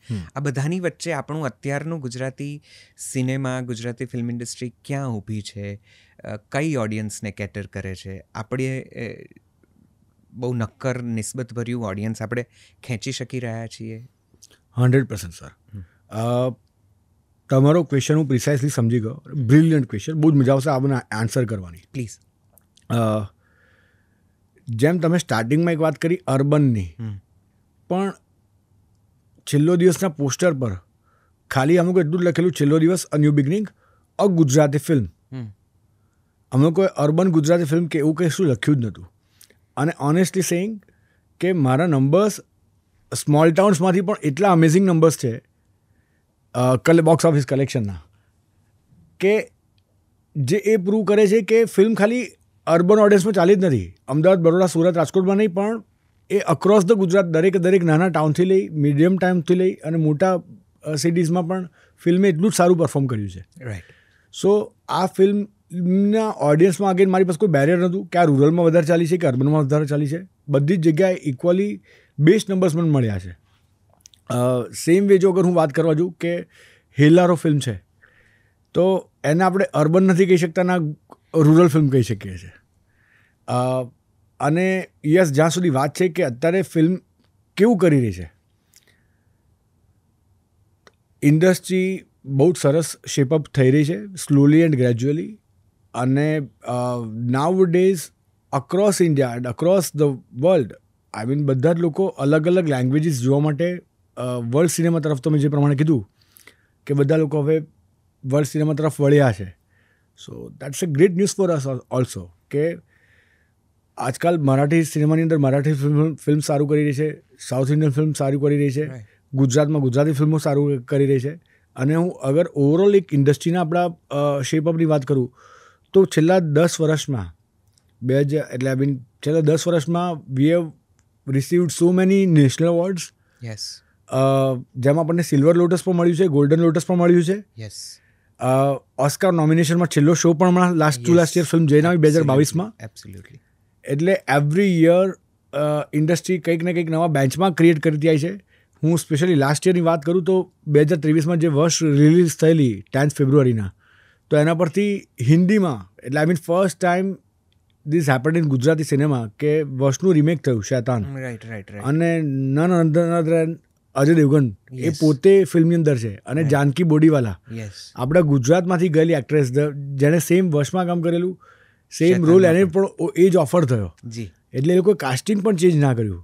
સો એની ઇમ્પેક્ટ કેટલી મોટી હશે એ પ્રોડક્શન હાઉસમાં, કે એ લોકોએ અજય દેવગને સેમ કાસ્ટિંગ રાખ્યું. એટલે yes, since couple of years, ઘણા વર્ષોથી 5-7 વર્ષથી ઇન્ડસ્ટ્રીએ ઘણા બધા અચીવમેન્ટ્સ લઈ રહી છે. અને આઈ એમ શ્યોર કે આવનારા વર્ષોમાં પણ ઇન્ડસ્ટ્રી આવા જ નવા મેકર્સની સાથે, નવા એક્ટર્સ, નવા સબ્જેક્ટ્સ બધું બહાર આવશે. વિશુલભાઈ, વાત તો બહુ સરસ છે, તમારી વાત એકદમ ગળે ઉતરે એવી પણ છે, પણ છતાં આપણે આવી સફળતાને વર્ષમાં 2-3 વખત દોહરાવી નથી શકતા. કદાચ આપણા ગુજરાતી સિનેમામાં કદાચ 3 એક્કા આવી ગઈ, એ પછી કોઈક બીજી તરત જ યાદ આવી જાય કે આ મહિને આ આવી, બીજા ત્રીજા મહિને આ આવી, પછી આ આવી. કદાચ આવું થાય તો ઓડિયન્સના દિમાગ ઉપર આપણે થોડા વધારે છવાઈ જઈએ. તમને એવું લાગે છે કે આપણે એક વર્ષમાં વધારે સફળતા, કે વધારે સારા પ્રોડક્શન્સની, વધારે સારી કહાણી, કિરદાર કે મોટી સફળતાની આમ બેક ટુ બેક જરૂર છે? Very true. આ વસ્તુ માટે હું પણ ડિસઅપોઇન્ટ છું કે આપણે જેવા ફ્રિકવન્ટ નંબર્સ જોઈતા હોય, કે જેવી ફ્રિકવન્ટલી ફિલ્મ જોઈતી હોય, વર્ષમાં 1 કે 2 ફિલ્મ આવવાથી પણ અગેન એવો ટાઈમ કદાચ, પણ યસ, આઈ એમ હોપફુલ કે એવો ટાઈમ આવે એમ. એટલે કદાચ પેલું મોમેન્ટમ થાય છે, પણ આપણે મોમેન્ટમ થાય છે, પણ પાછું બ્રેક થઈ જાય છે અને પાછું એ રહી જાય છે. પણ એ આવું જ જોઈએ.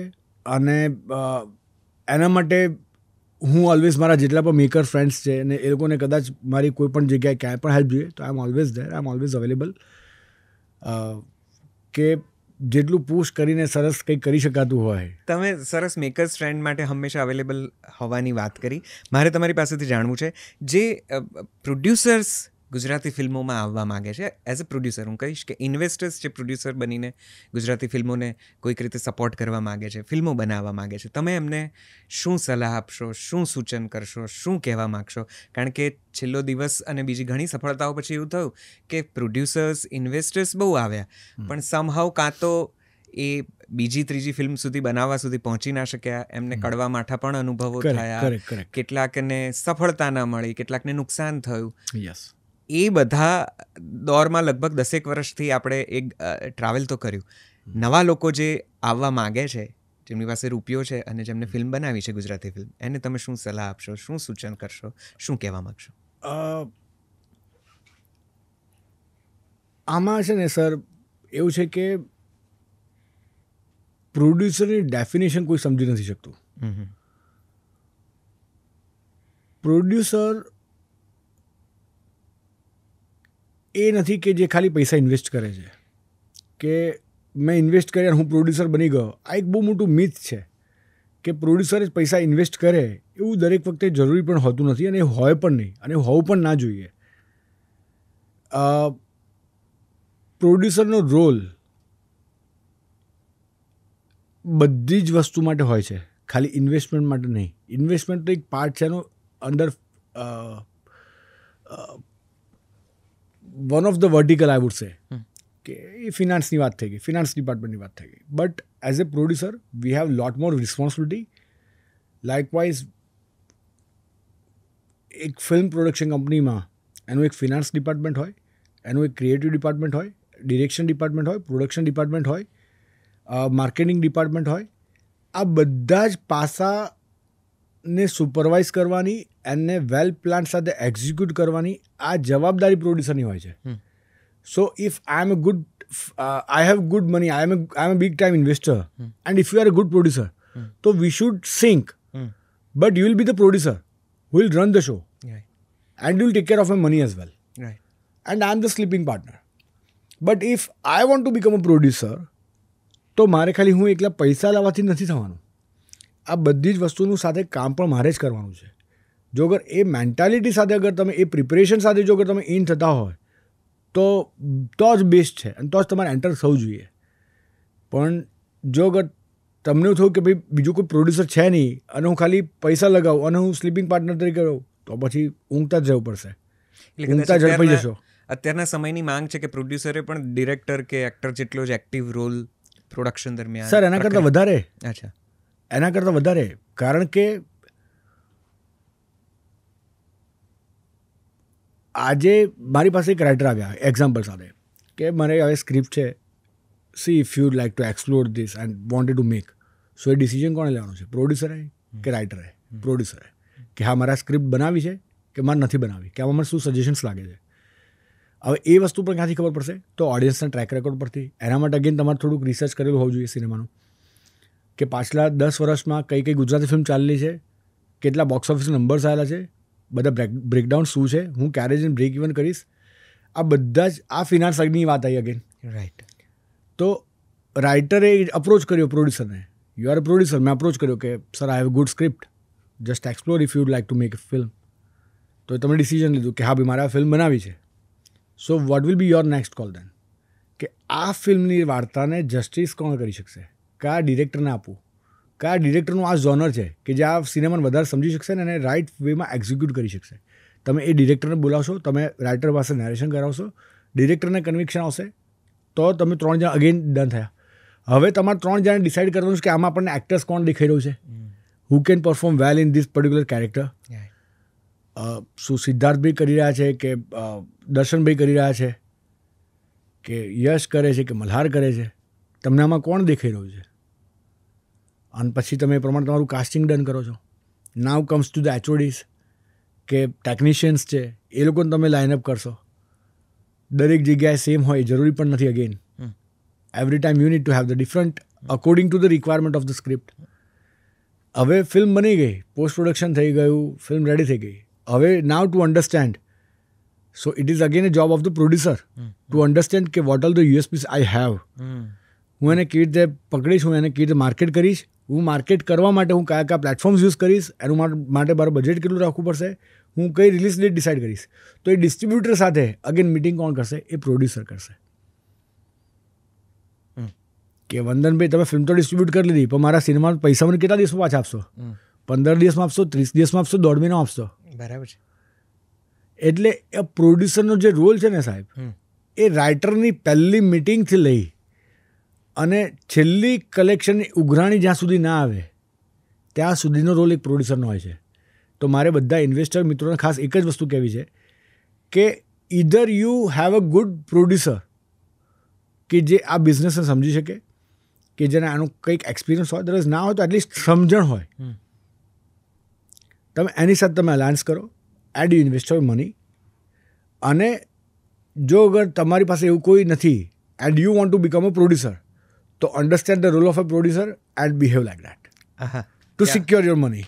Absolutely. And to gain fame as well. અને વૈશલભાઈ, આટલા બધા ફિલ્મોનો અનુભવ, આટલી બધી ઊંડી સમજણ, મને તમે આ પ્રશ્નનો જવાબ આપો કે ગુજરાતી ફિલ્મ ઇન્ડસ્ટ્રીને, મેં આ પ્રશ્ન લગભગ એક્ટર્સને, ડિરેક્ટર્સને, એક્ટ્રેસીસને, જેટલા પણ અહીંયા આવે છે બધાને, અનુભવી કલાકારોને, પ્રસ્થાપિત કલાકારોને, દરેકને લગભગ પૂછ્યો છે કે ગુજરાતી ફિલ્મ ઇન્ડસ્ટ્રીને અત્યારે સૌથી વધારે જરૂરત શેની છે?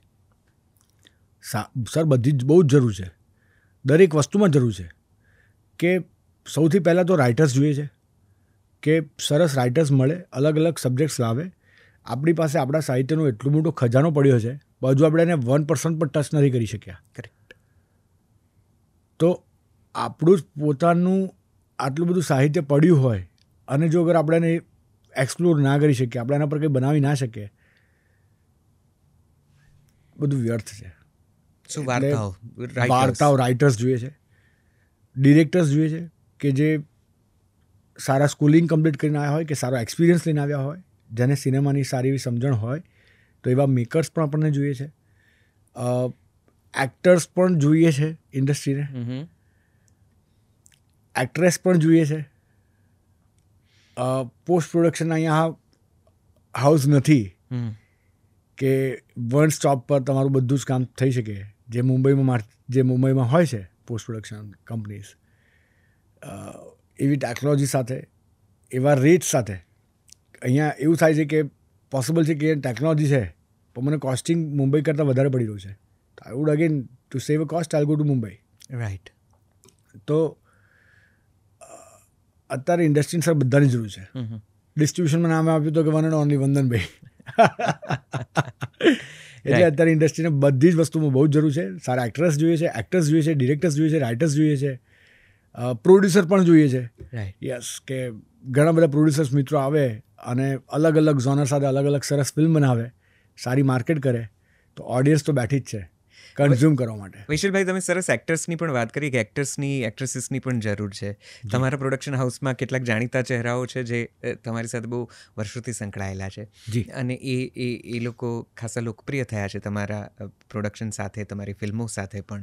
મને તમે પ્રોડ્યુસર તરીકે પણ આ જણાવો કે ફિલ્મોને ખરેખર કોણ લોકો સુધી વધારે લઈ જાય છે, વાર્તાઓ કે આ ચહેરાઓ? Sir, it is a mixture of all together, I would say. કે મને એક સારું ટ્રેલર જોયું, ગમ્યું, મેં ડિસાઇડ કર્યું કે I go and watch. Like Kantara. કંતારામાં જે એક્ટર કે હીરો હતા એ મને આઈડિયા નહોતો, રાઈટ, પણ મને ટ્રેલર ગમ્યું, મેં ડિસાઇડ કર્યું કે I go and watch the film. પણ એની સાથે જો અગર એક સ્ટાર વેલ્યુ પર જો અગર એડ ઓન થાય કે જે ઓડિયન્સને ચાહીતા એક્ટર હોઈ શકે છે, કે નોન ફેસ હોઈ શકે છે, કે ના આ તો જોયેલો છે, આ તો યાર ગુજરાતી સિનેમાની અંદર ઘણું બધું કામ કરતા હોય છે, આમની ફિલ્મો આવતી રહેતી હોય છે ને, કન્ટેન્ટ બહુ સરસ લાગે છે, લેટ્સ ગો એન્ડ વોચ. તો એ થોડીક ઇમ્પેક્ટ હોય છે સ્ટાર વેલ્યુની પણ, કે નોન ફેસીસની પણ થોડીક વેલ્યુ હોય છે. સારું કન્ટેન્ટ તો ઓફકોર્સ પહેલાં જોઈએ જ છે, એટલે 80% આઈ વુડ સે કે a good content is required and 20% good star cast is required. અમે ઇન્ડસ્ટ્રીના મિત્રો પાસેથી એવું સરસ સાંભળ્યું છે કે વૈશલભાઈની નજર બહુ નિરીક્ષકની નજર છે, એટલે એમની ઓબ્ઝર્વેશનની પેલી સ્કિલ્સ બહુ જ શાર્પ છે. ઓ બાપરે. તો મને તમે એ કહો કે આ તમારા ફ્લોર ઉપર બધા લોકો જે કામ કરે છે એમાંથી આ કયા ડિરેક્ટર્સને એકબીજા સાથે બહુ જ સારું બને છે, કોને એકબીજાથી જરા 36નો આંકડો છે? ઓબ્ઝર્વેશનમાં તમે આ ઓન ફ્લોર પર શું જોયું? ડિરેક્ટર્સ ને એક્ટર્સની સાથે? Directors, actors, directors, actors, directors, કોઈ તમારા ખાસ ઓબ્ઝર્વેશન તમે નોંધ્યા હોય આ ઇન્ડસ્ટ્રીને લગતા, આ કલાકારોને લગતા, અમને કહેશો? અરે બવાલ નથી જાય. થોડીક થવા દઈએ, પહોંચી વળાય એટલી. અરે બાપરે. ના, પણ યશનું તમને કહીશ કે યશ છે, મિત્ર છે, માઇકલ છે, બધા લોકો બહુ ક્લોઝ છે. અને ફોર ધેટ મેટર ઇવન યશની સાથે છે ને એમ બહુ કુલ હોય છે એમ બધા લોકો. રાઈટ. એટલે બહુ જ ડાયો છોકરો છે. યશ તમારો ફેવરિટ છે? યસ. એનું એટલા માટે રીઝન છે કે એ બહુ ક્લિયર છે કે શું કરી રહ્યો છે. એને નંબર ઓફ ફિલ્મ્સ નથી કરવી, પણ બહુ સિલેક્ટિવ કામ કરવું છે ને, અને કમિટમેન્ટનો માણસ છે. કે એટલે I would request all the actors કે તમે જે કમિટમેન્ટ આપ્યું હોય તો stick to that and you support the film at your extended level. અને જો અગર ફિલ્મ આવે તો ફિલ્મની ઉપર બીજું કંઈ નથી. રાઈટ. કારણ કે એ જ છે જેનાથી તમને બધું મળે છે. ચાહે ફેમ મળે છે કે પૈસો મળે છે કે કામ મળે છે કે બીજી ફિલ્મ મળે છે. એટલે યશનું અમે અગર એવું કહીએ ને કે ઇન્વોલ્વમેન્ટ અને ડિપેન્ડન્ટ કે તમે કીધું ને કે આ કરવાનું છે તો ઇટ્સ ડન. અગર એનું કોઈ સજેશન હશે તો આવી જશે કે મને આવું લાગે છે, બટ યુ ડિસાઇડ. તને જે સજેશન મૂકવું હોય તો એ સજેશન મૂકી દે. એને અગર કીધેલું હોય કે ભાઈ આજે 16 કલાકની શિફ્ટ છે, નો પ્રોબ્લેમ. સાહેબ, ફક્ત મહિલાઓમાં એવું થયું હતું કે અમે લોકો જે ગરબો શૂટ કરતા હતા બોલમારી અંબે, એ પોળમાં શૂટ કરતા હતા. અને એ પર્ટિક્યુલર એક ગ્રાઉન્ડમાં નીચે સિમેન્ટ પીચ હતી. એ પહેલાં ક્યાંક ટ્રાવેલિંગમાં ગયેલો, એ ગરબો શૂટ કરવા પહેલાં એ ક્યાંક કોઈક જગ્યાએ ટ્રાવેલિંગમાં ગયો હતો અને પગમાં નીચે કણી ઘૂસી ગયેલી. તો એ કણીનું એને ઓપરેશન કરવા માટે ઓપરેશન કરાયેલું પગમાં અને પટ્ટી લગાવેલી હતી. 15 દિવસ જેવું થઈ ગયું હતું, પણ પટ્ટી રાખેલી હતી. બધું સરસ સ્કીન થઈ ગઈ હતી, પણ ડૉક્ટરે એને કેર કરવા માટે પટ્ટી રાખવાનું કીધેલું. હવે સિમેન્ટ પીચ પર ગરબો 2 દિવસ કોન્સ્ટન્ટ કરવા માટે પહેલા દિવસે 3-4 કલાકમાં જ એના પગના લેયરનું છોતરું ઉડી ગયું સર. એણે મને જાણ ના કર્યું કે મને આવું થયું છે. એણે સ્પોટ બોય અને પ્રોડક્શનવાળાઓને કીધું, ફર્સ્ટ એડ કિટ મંગાવી, એણે પટ્ટી મારી, ઉપર મોજું પહેર્યું, થોડીક વાર માટે રાખી મૂક્યું. અને જ્યારે શોટ આવે ને ત્યારે મોજું કાઢી નાખે કે જેથી કરીને કેમેરામાં ના દેખાય. અને ભાઈ અગેન ગરબો કરતો રહ્યો 2 દિવસ સુધી. આ લેવલનું સર એની પાછળ ડેડિકેશન છે કે ફિઝિકલી પણ જો અગર એને ચેલેન્જીસ આવે તો એના માટે એ જોતો જ નથી. એનો વિલ પાવર પણ બહુ સ્ટ્રોંગ છે. અગર એને કમિટમેન્ટ કરેલું છે કે ભાઈ કોઈક વખત અગર એવું પણ થયું હોય કે યશનું કમિટમેન્ટ એણે કોઈક એક વસ્તુ માટે આપ્યું છે અને એ દિવસ માટે ફિલ્મની કોઈક કામ માટે એની રિક્વાયરમેન્ટ છે, ડબિંગ માટે છે કે શૂટિંગ માટે છે કે પ્રમોશન માટે છે, તો એ બીજું કામ કેન્સલ કરી નાખે છે, એને શિફ્ટ કરી નાખે છે. પણ પ્રાયોરિટીમાં તો ઓલવેઝ એ ફિલ્મને રાખે છે. એટલે આ બધી જે વાત છે ને સાહેબ, એટલે એ બહુ એનું પેલું યુનિક એ છોકરામાં ડેફિનેટલી એ છે જ કે જે બધા આઈ would request all the actors કે બધા લોકો કરે છે, બધા બહુ ડાયા છે, બધા બહુ સરસ છે, પણ પ્લીઝ આઉટ તમે સેમ રાખો. બધા માટે પ્રાયોરિટી એક ફિલ્મ જ હોવી જોઈએ. દરેક એક્ટર્સ માટે, રાઇટર્સ માટે, ડિરેક્ટર્સ માટે, પ્રોડ્યુસર્સ માટે, બધા જ લોકો માટે ફિલ્મ સૌથી ઉપર છે. એની ઉપર કંઈ જ નથી. કારણ કે આ તમારું પેશન પણ છે અને આ આપણું કામ છે, આપણી પૂજા છે. રાઈટ. વૈશલભાઈ, ડિસ્ટ્રીબ્યુશનની તમે વાત કરી. ગુજરાતી ફિલ્મોને ડિસ્ટ્રીબ્યુટ કરવામાં તકલીફ પડી છે? તમને પડી છે કે તમારા સિવાય બીજા પ્રોડ્યુસર્સને પડતી હોય એની કોઈ માહિતી છે? મોટી ફિલ્મો આવે, હિન્દીની ફિલ્મો આવે, વર્લ્ડ સિનેમાની કોઈ મૂવીઝ આવે કે એવી કોઈ જાણીતી ફિલ્મ આવે એટલે તરત જ આપણા શો ઘટી જાય. બિલકુલ. વીકેન્ડ્સમાં જતા રહે. વીકેન્ડ્સમાં તો કદાચ મળે જ નહીં, પણ વીકડેઝમાં પણ એવો કોઈક વિચિત્ર સમય આપ્યો હોય કે કદાચ કોઈને જોવા જવાની સગવડ ન લાગે, અગવડ ભર્યું જ લાગે. ડિસ્ટ્રીબ્યુશનમાં આપણને તકલીફ પડે છે સિનેમા હોલ સુધી પહોંચવામાં? 100% સર. અને આ દરેક regional film industry I guess આ વસ્તુ ફેસ કરી રહી છે. પેલી કહેવત છે કે મોટી માછલી નાની માછલીને ખાય. હવે હું રિસન્ટ એક્ઝામ્પલની વાત કરું કે 3 એકા 25મી ઓગસ્ટે આપણે થિયેટરમાં રિલીઝ કરી. અને બહુ જ સરસ ચાલી હતી. Every day we were having numbers, huge numbers, કે આજે 1 કરોડનું કલેક્શન, 1.5 કરોડનું કલેક્શન, 2.5 કરોડનું કલેક્શન, 2.25 કરોડનું collection, every day. I am talking about every day, not the lifetime. Every day આવા નંબર્સ વી આર રિસીવિંગ. 7મી સપ્ટેમ્બરે પઠાણ રિલીઝ થવાની, જવાન રિલીઝ થવાની હતી, અને જવાન આવી તો બુધવારનો દિવસમાં સે ફોર એક્ઝામ્પલ આપણી પાસે 1100 શોઝ છે, અને જે દિવસે એના નેક્સ્ટ ડે જેવું જવાન રિલીઝ થઈ રહ્યું છે એ વખતે સીધા 1100 પરથી number of shows cut down થઈ અને હાર્ડલી 350 પર પહોંચી જાય છે. સો 70% તમારા શોઝ કેન્સલ કરી નાખ્યા. તો having a good number, good performance on the box office, એટલે આ તો છે જ કે મોટી મછલી આવી તો નાની મછલીને ખાઈ ગઈ. તો આનો કોઈ વાંધો, વિરોધ, કોઈ રીતનો ઉપાય, કશું શક્ય છે? સર, આપણે ઓલવેઝ ઇન્ડિવિડ્યુઅલ લેવલ પર આપણે ટ્રાય કરતા હોઈએ, થોડુંક રિક્વેસ્ટ કરતા હોઈએ, થોડીક ફાઇટ કરતા હોઈએ એક્ઝિબિટર્સની સાથે, પણ આઈ ડોન્ટ થિંક સો કે આ વસ્તુ ચેન્જ થાય. કદાચ વધારે સફળ, વધારે બધી મૂવીઝ આવે તો કદાચ ફેર પડે. નહીં સર, કારણ કે એક્ઝિબિટર્સ માટે અગર હું 3 એકાની ટિકિટ 300 રૂપિયામાં વેચું છું, they are like the real estate business only.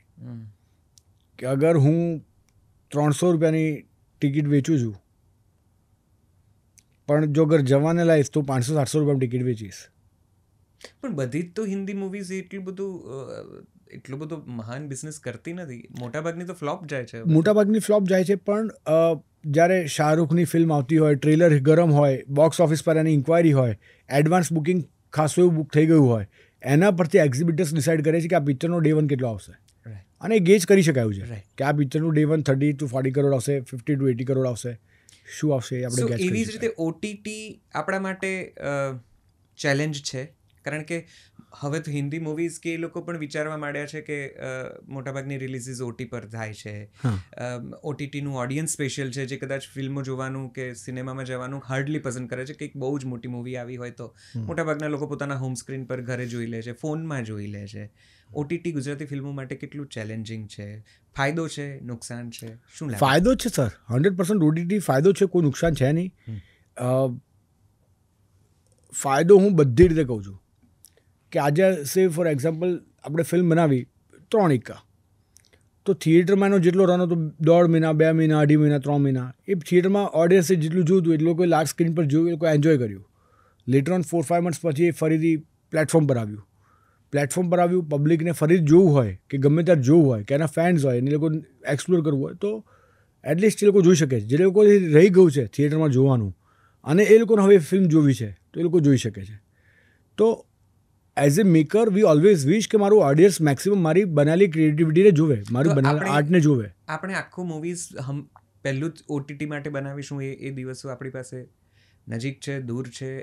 ના, એ દિવસો તો હજુ ઘણા દૂર છે, કારણ કે જ્યાં સુધી થિયેટરનું એક્ઝિસ્ટન્સ છે, અને પહેલાં જ્યારે ટીવી આવેલા ને સાહેબ, ત્યારે આવો ક્વેશ્ચન આવેલો, દરેકના ઘરમાં ટીવી આવેલા ત્યારે ક્વેશ્ચન આવ્યો કે હવે થિયેટરમાં કોણ જશે.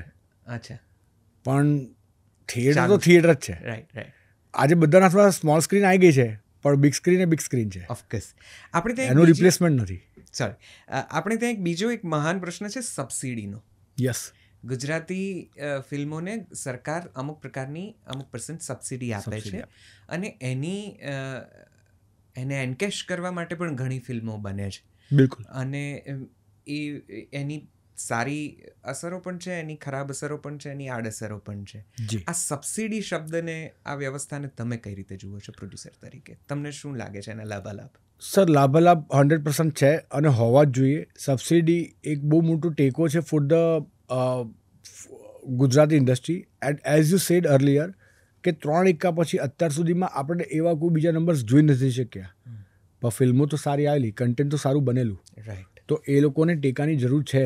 જો અગર એ ટેકો મળશે સરકાર પાસેથી તો અગેન એ લોકો હિંમત કરશે. અગર કોઈ મેકરને 1.5 કરોડ રૂપિયાનું નુકસાન થયું અને અગર સે 30 લાખ રૂપિયા અગર સરકાર ટેકો આપે છે, તો પહેલાંનું નુકસાન એટલું ઓછું થયું છે. હવે નુકસાન ખાલી 1 કરોડ 20 લાખનું થઈ ગયું છે. તો એ જે ટેકો મળે છે એ ટેકાની ડેફિનેટલી જરૂર છે. જે પ્રમાણે સરકારના ક્રાઇટેરિયા છે કે અમારે આટલા ડિટેલ્સ જોઈશે સબસિડીમાં તમારી ફાઇલ અપ્રૂવ કરવા માટે, તો હવે જે પેલું સબસિડી માટે ફિલ્મો બની રહી છે એ ફિલ્મો બહુ જ ઓછી છે અને એ ખાલી બહુ જ ઓછી થઈ ગઈ છે અને વાતો જ આ બધી લોકોને ખબર નથી કે રિયાલિટી મારી પાસે શું થશે. સે ફોર એક્ઝામ્પલ આનું એક બહુ સરસ એક્ઝામ્પલ તમને આપું. જી, આ બધા જ લોકો જોવાની જરૂર છે. આજે મેં ફિલ્મ બનાવી 20 લાખ રૂપિયામાં અને મને ખબર છે કે સરકાર તો 50 લાખ રૂપિયા સુધી 75 લાખ રૂપિયા સુધી સબસિડી આપે જ છે. તો મેં 20 લાખની ફિલ્મ બનાવી, મેં ખોટા બિલો મૂક્યા, મેં મૂક્યા 50 લાખ રૂપિયાના અને મને એમ કે ભાઈ આની 75% મને સબસિડી મળી જશે એટલે 50 લાખના 75% મને 30 લાખ રૂપિયા મળી જશે તો મારો તો 10 લાખનો પ્રોફિટ થઈ ગયો. થિયેટરમાં પિક્ચર ચાલે ના ચાલે કંઈ નહીં, આપણે તો 10 લાખ રૂપિયાના પ્રોફિટમાં બેઠા છે. અને જ્યારે સાહેબ 2 વર્ષ પછી ખબર પડે કે તમને ખાલી 5 લાખ રૂપિયા અલોટ થયા છે અને ઘરના 15 તૂટ્યા છે એટલે એ બી ચેનલ બંધ થઈ જશે. અને આવું થઈ રહ્યું છે. આ વસ્તુ લોકોને ખબર નથી કે આવું થઈ રહ્યું છે. એટલે ધીરે ધીરે લોકોને ખબર પડવા માંડી છે કે ખોટું બધું જ્યારે ઝટકો આવે છે ને પોતાને, કારણ કે ઇન્ટેન્શન ખોટો હતો અને એટલે ઇન્ટેન્શન ખોટો હતો એટલે ખોટું થશે તમારી સાથે. અને સમાવ વૈશલભાઈ, તમારી બધી જ વાતોમાં મને એવું સમજાય છે કે સરસ તમને પ્રોપરલી કદાચ આ બિઝનેસની નાડી પકડાઈ ગઈ છે અને પલ્સ જેને કહેવાય તમે એક્ઝેક્ટલી એને પકડી લીધી છે, એ જગ્યાએથી પકડી લીધી છે. આ બધામાં એક મહત્વનો મુદ્દો કદાચ જે હું પ્રોડ્યુસરને જ પૂછી શકું એ સવાલ કદાચ આ છે કે આ બધું જ તમે આંકડાકીય દ્રષ્ટિએ તમારું બધું ગોઠવેલું સરસ છે. આ બધામાં ક્યાંય તમને એવું લાગે છે કે એક આપણે આદર્શ ફી સ્ટ્રક્ચર પણ ઊભું કરવાની જરૂર છે for the artist and for the technicians or for the ટેકનિકાલિટીઝ, ખાસ કરીને કલાકારો કે જેમને અમુક પ્રકારનું વળતર મહેનતાણું મળવું જોઈએ? આપણી ઇન્ડસ્ટ્રીમાં અત્યારે દરેક કલાકારને સરખું સમાન મહેનતાણું મળે છે કે આપણે હજી પેલી લોકપ્રિયતા કે એના ઉપર? સર, સરખું અને સમાન એ મળી જ ના શકે. આપણી ઇન્ડસ્ટ્રીથી તો આપણે શીખવાનું છે કે શું સલમાન ખાનને જે ફીસ મળતી હશે એ જ રાજકુમાર રાવને મળતી હશે? Do you agree with me? રાજકુમારની ફીસ અલગ હશે, સલમાનની ફીસ અલગ હશે. સો અને ઇન્ડસ્ટ્રીમાં એઝ લોંગ એઝ ફીઝની તો કોઈ પ્રોબ્લેમ છે જ નહીં. બધા એક્ટર્સને એમની કેપેસિટી પ્રમાણે, એમના એલિજિબિલિટી પ્રમાણે એટલી ફીસ મળે જ છે. ને હું એ અર્થમાં પૂછું છું કે કદાચ આપણે એ તરફ પણ જોવાની જરૂર છે કે જેથી આપણે આપણા ફિલ્મોનું જે આંકડાકીય ગણિત છે એ થોડું વધારે બેલેન્સ કરી શકીએ, કે જેથી ફિલ્મો થોડી વધારે પોકેટમાં આવે, થોડી વધારે બજેટ ફ્રેન્ડલી થાય અને એ રીતે વધારે નફો રળતી થાય, કમર્શિયલ સક્સેસ થાય, કોઈ નુકસાન ના જાય. સર, ખાલી એકાદ બે જ કલાકારમાં એવું છે કે જે લોકોની ફી સ્ટ્રક્ચર બહુ જ એક્ઝોર્બિટન્ટ છે કે જે કદાચ આપણે અફોર્ડ ના કરી શકીએ. બાકી બધા જ એક્ટર્સ, બધા જ સ્ટાર્સ, બધા જ સુપરસ્ટાર્સ, એ બધા જ લોકો રિઝનેબલ ચાર્જ કરે છે. આપણી પાસે સલમાન કેટલા ને રાજકુમાર રાવ કેટલા? ના ના સર, આપણી પાસે બધા જ સલમાન છે ને બધા જ રાજકુમાર છે અત્યારે. કે એટલે સી આજે હેલારો પાસે સાહેબ આપણે જોઈએ છે કે ફિલ્મમાં એવું કોઈ નોન ફેસ એ ટાઈમ માટે નહોતું કે ફિલ્મે આટલું મોટું બોક્સ ઓફિસ 14 કરોડનું બોક્સ ઓફિસ કર્યું અને પ્લસ નેશનલ એવોર્ડ પણ લઈ આવ્યા, હિન્દીને બધાને બીટ કરીને ગોલ્ડન લોટસ એવોર્ડ લઈ આવ્યા. સો એ પણ છે. કરસન દા સ્પીડ ડ્યુસ 12.5 કરોડનું બોક્સ ઓફિસ. એટલે દરેકને પોતાની કેપેસિટી પ્રમાણે હા આપણે આપીએ છીએ. બાકી કેટલાક એક્સેપ્શન્સ હોય જ. પ્રીમિયરો વૈશલભાઈના એટલા બધા પોપ્યુલર છે. Premieres and parties, oh my god. આખું ગુજરાતી ફિલ્મ ઇન્ડસ્ટ્રીમાં જે આખું શોમેનશિપ જેને કહેવાય ધીરે ધીરે તમે લાવી રહ્યા છો. લગભગ 800,000 માણસોને તમે પ્રીમિયર્સમાં દેખાડી દો છો મૂવી, પછી કોઈ બાકી રહે છે જોવા માટે? કેમ આટલો બધો ભીડ ભડકો ભેગો કરો છો? આ એક સવાલ. અને બીજો સવાલ જે આના પછીના કદાચ જવાબ પછી હું પૂછું. જી સર, અહીંયા ફિગર્સમાં થોડું કરેક્શન છે. તમે 800 થી 1000 કહો છો, એકચ્યુઅલી 1800 લોકોનું મારી પાસે ગેસ્ટ લિસ્ટ હોય છે. ઓ માય ગોડ. અને પ્રોબ્લેમ એવો થાય છે કે પીવીઆર એક્રોપોલિસમાં છેલ્લો દિવસનું પહેલું પ્રીમિયર મેં ત્યાં કરેલું અને ત્યાં કરવાનું પણ રીઝન એક જ હતું કે એક તો એનો કોરિડોરનો જે એરિયા હતો એ થોડોક વ્યવસ્થિત છે કે જેમાં હું એટલા લોકોને અકોમોડેટ થોડુંક કન્જેસ્ટેડ વેમાં પણ કરી શકું છું. બીજું કે એ સ્ક્રીનમાં 5 સ્ક્રીન હું ભેગી કરું તો 1160નું ટોટલ થાય છે. અગર હું એક સ્ક્રીન અગર હું બીજી એડ ઓન કરું ઇવનિંગ ટાઈમમાં તો બીજા 332 લોકોનું એડ કરી શકું છું, તો 1400 લોકોની આસપાસનું અકોમોડેટ કરી શકું છું. હવે સર મારું ગેસ્ટ લિસ્ટ 1800 લોકોનું છે, તો આ દરેક વખતે મારા માટે પ્રોબ્લેમ છે કે 400 લોકોને મારથી ખોટું લાગે છે. ઓકે યસ, બટ પ્રીમિયર્સ હું 2 વસ્તુને લીધે કરતો હોઉં છું. સીડીઓ પર બેસે છે લોકો તમારે. સર આ પ્રોબ્લેમ છે, કહું છું ને કે 400 લોકોને અકોમોડેટ નથી થઈ શકતું. કેમ આટલા બધાને બોલાવા છે તમારે પ્રીમિયર્સમાં?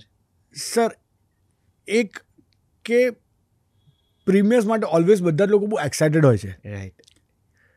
આજે હું સાચી વાત કરીશ ને જી, તો જો અગર કદાચ તમે કોઈ પ્રીમિયરમાં નહીં ગયા હો ને તમે પોતે, અને એને જ્યારે રિલીઝ થયા પછી જો અગર તમારે જોવાની છે ને તો એ કદાચ તમારાથી ચૂકાઈ જશે, કદાચ. હા બરાબર. એટલે ઇન્ડસ્ટ્રીમાં પણ સેમ આજે આવું છે કે કદાચ જો અગર મેં કોઈને પ્રીમિયર્સમાં ઇન્ડસ્ટ્રીમાં મેં નથી બોલાવેલા તો કદાચ એ લોકોથી ફિલ્મ ચૂકાઈ જશે જોવાની. And I want them to watch the film. પણ ખરેખર જે ચાહક હશે ગુજરાતી ફિલ્મોના કે ફિલ્મ ઇન્ડસ્ટ્રીના હિતેચ્છુ હશે તો પોતે પોતાની રીતે જોઈ આવશે એ રીતે પણ. Sir not every time. એ લોકો કદાચ એકવાર એફોર્ડ કરશે કે વર્ષની અંદર 1 કે 2 એફોર્ડ સેવા કરશે. દેખાડવું કેમ જરૂરી છે? because they're part of the industry and I feel premiere is a celebration for the makers. Right. They're celebrating. It is an event for them to showcase what they've done. સમજાય છે. અને એનાથી એક બીજી વસ્તુ પણ એ છે કે મારો કોન્ફિડન્ટ કેટલો છે. જી રાઈટ. અગર મારી પાસે હું કોન્ફિડન્ટ છું યાર કે ભાઈ મેં જે બનાવ્યું છે મને ગમ્યું છે અને આઈ એમ શ્યોર કે પબ્લિકને ગમશે, મને 80% તો મળશે લાઇકિંગ. જી મને હું આઈ એમ નોટ સેઇંગ કે બસ મને 100% લાઇકિંગ મળશે, એ નથી જ મળવાનું. મારી ભૂલો હશે જ, મેં કરી જશે. પણ એવું નથી થતું કે પ્રીમિયરમાં આવ્યા પછી મોટાભાગે ફિલ્મને સરસ જ વખાણના જ શબ્દો મળે છે?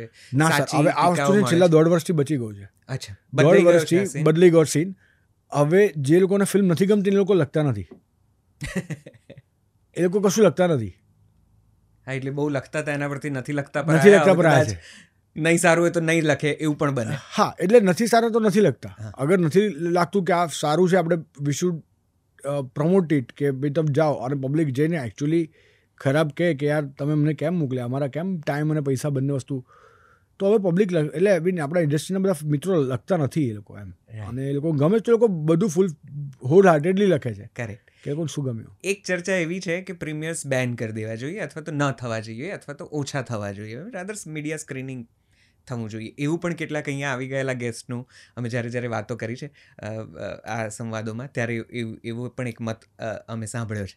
તમે શું માનો છો? પ્રીમિયર્સ ને સર પ્રીમિયર્સ થવા જોઈએ, ચાલુ રાખવા જોઈએ. એમાં તો કોઈ બેન કરે એવું તો કશું છે નહીં. હા, કંઈ છે નહીં. પણ જો અગર મારી કેપેસિટી હોય ને સાહેબ, તો હું અમદાવાદ, સુરત, બરોડા, રાજકોટ, મુંબઈ બધી જ જગ્યા પ્રીમિયર્સ કરું. અત્યારે હું ખાલી 2 જ જગ્યા કરી શકું છું, અમદાવાદ અને મુંબઈ. પણ જે દિવસે એ કેપેસિટી આવશે કે ભાઈ મારે દરેક જગ્યાએ સ્ક્રીનિંગ કરું તો દરેક જગ્યાએ સ્ક્રીનિંગ કરીશ. મારા ઓળખીતા ફ્રેન્ડ્સ, ઇન્ડસ્ટ્રીના ફ્રેન્ડ્સ બધા લોકોને બોલાવીશું, બતાવીશું. આમાં સર એક બહુ માઇન્યુટ લેવલ પર જો અગર હું તમને લઈ જાઉં ને તો તમને એક આખો અલગ પોઈન્ટ ઓફ વ્યૂ જોવા મળશે. પ્લીઝ. સે ફોર એક્ઝામ્પલ, મારા પ્રીમિયરમાં 1800 લોકો આવ્યા. 1800 લોકો તો ઇન્ડસ્ટ્રીના છે નહીં. 400-500 લોકો બહુ તો ઇન્ડસ્ટ્રીમાંથી હશે. રાઇટર, ડિરેક્ટર, સિંગર્સ, એક્ટર્સ, બધા જ મીડિયાના 100-200 મિત્રો હશે. 600 લોકો થયા. બાકીના 1200 લોકો કોણ છે? તો સાહેબ એ બાકીના 1200 લોકો એ અમદાવાદના ડિફરન્ટ ઇન્ડસ્ટ્રીઝમાંથી હોઈ શકે છે, મારા ફ્રેન્ડ્સ ફેમિલીમાંથી હોઈ શકે છે, કદાચ એક્ટરના કોઈક રિલેટિવ હોઈ શકે છે, અને એવી રીતે ગેસ્ટ લિસ્ટ લાંબુ થતું જાય છે. હવે સાહેબ એ લોકો સામે એ 1800 લોકો પર મેં એક ઇમ્પેક્ટ છોડી છે કે યાર હું ત્યાં ગયો તો શું મેડનેસ હતી યાર, કેટલું ક્રાઉડ હતું યાર, પણ ત્યાંથી બધા જ લોકો આવેલા અને you know the film was good. તો એ 1800 લોકો બહાર જઈને મને જે વર્ડ ઓફ માઉથ આપશે, એ 1800માંથી 200 લોકો તો એવા શોર્ટ હશે કે જે લોકો કોઈકના ફેન હશે. રાઈટ. કે ભાઈ મને કિંજલ બહુ ગમે છે, કે મને ઈશા ગમે છે, મને યશ ગમે છે, મને મલ્હાર ગમે છે, મને મિત્ર ગમે છે, મને માઇકલ મળી ગયો, મેં ત્યાં એની સાથે સેલ્ફી લીધી. તો એ લોકો તો ક્યાંક અપલોડ કરશે. હવે ભલે માઇકલ મારી ફિલ્મમાં ના હોય, but it is good for the industry કે એક X% પ્રીમિયરમાં આવેલો, એણે માઇકલની સાથે સેલ્ફી લીધી, અને એ 200 લોકો પોતાના ખાલી 200 લિમિટેડ ફોલોઅર્સ જ છે. આઈ એમ નોટ સેઇંગ કે 2 લાખ છે, 200 લોકો, પણ એ 200 લોકો સુધી તો પહોંચો ને. તો ઇન્ડસ્ટ્રીને અત્યારે આ આપણે જેટલા મેક્સિમમ લોકોના ઘર સુધી ફેમિલિયર થઈ એની બહુ જ જરૂર છે. So just think twice and at a large food from the industry point of view. તમે બીજો એક પોઈન્ટ કીધો કે હું પાર્ટીસ પણ કરું છું થ્રો, અને પાર્ટીસ પણ સર અગર હું નહીં કરું તો કોણ કરશે? એટલે આઈ મીન યુ નો, અને હું વર્ષમાં 1-2 વખત પાર્ટીઝ જ ખાલી રાખતો હોઉં છું, કે સ્પેશિયલી દિવાળી પાર્ટી પર હોય કે જેમાં ઇન્ડસ્ટ્રીના બધા લોકોનું ગેટ ટુગેધર જો થઈ શકે.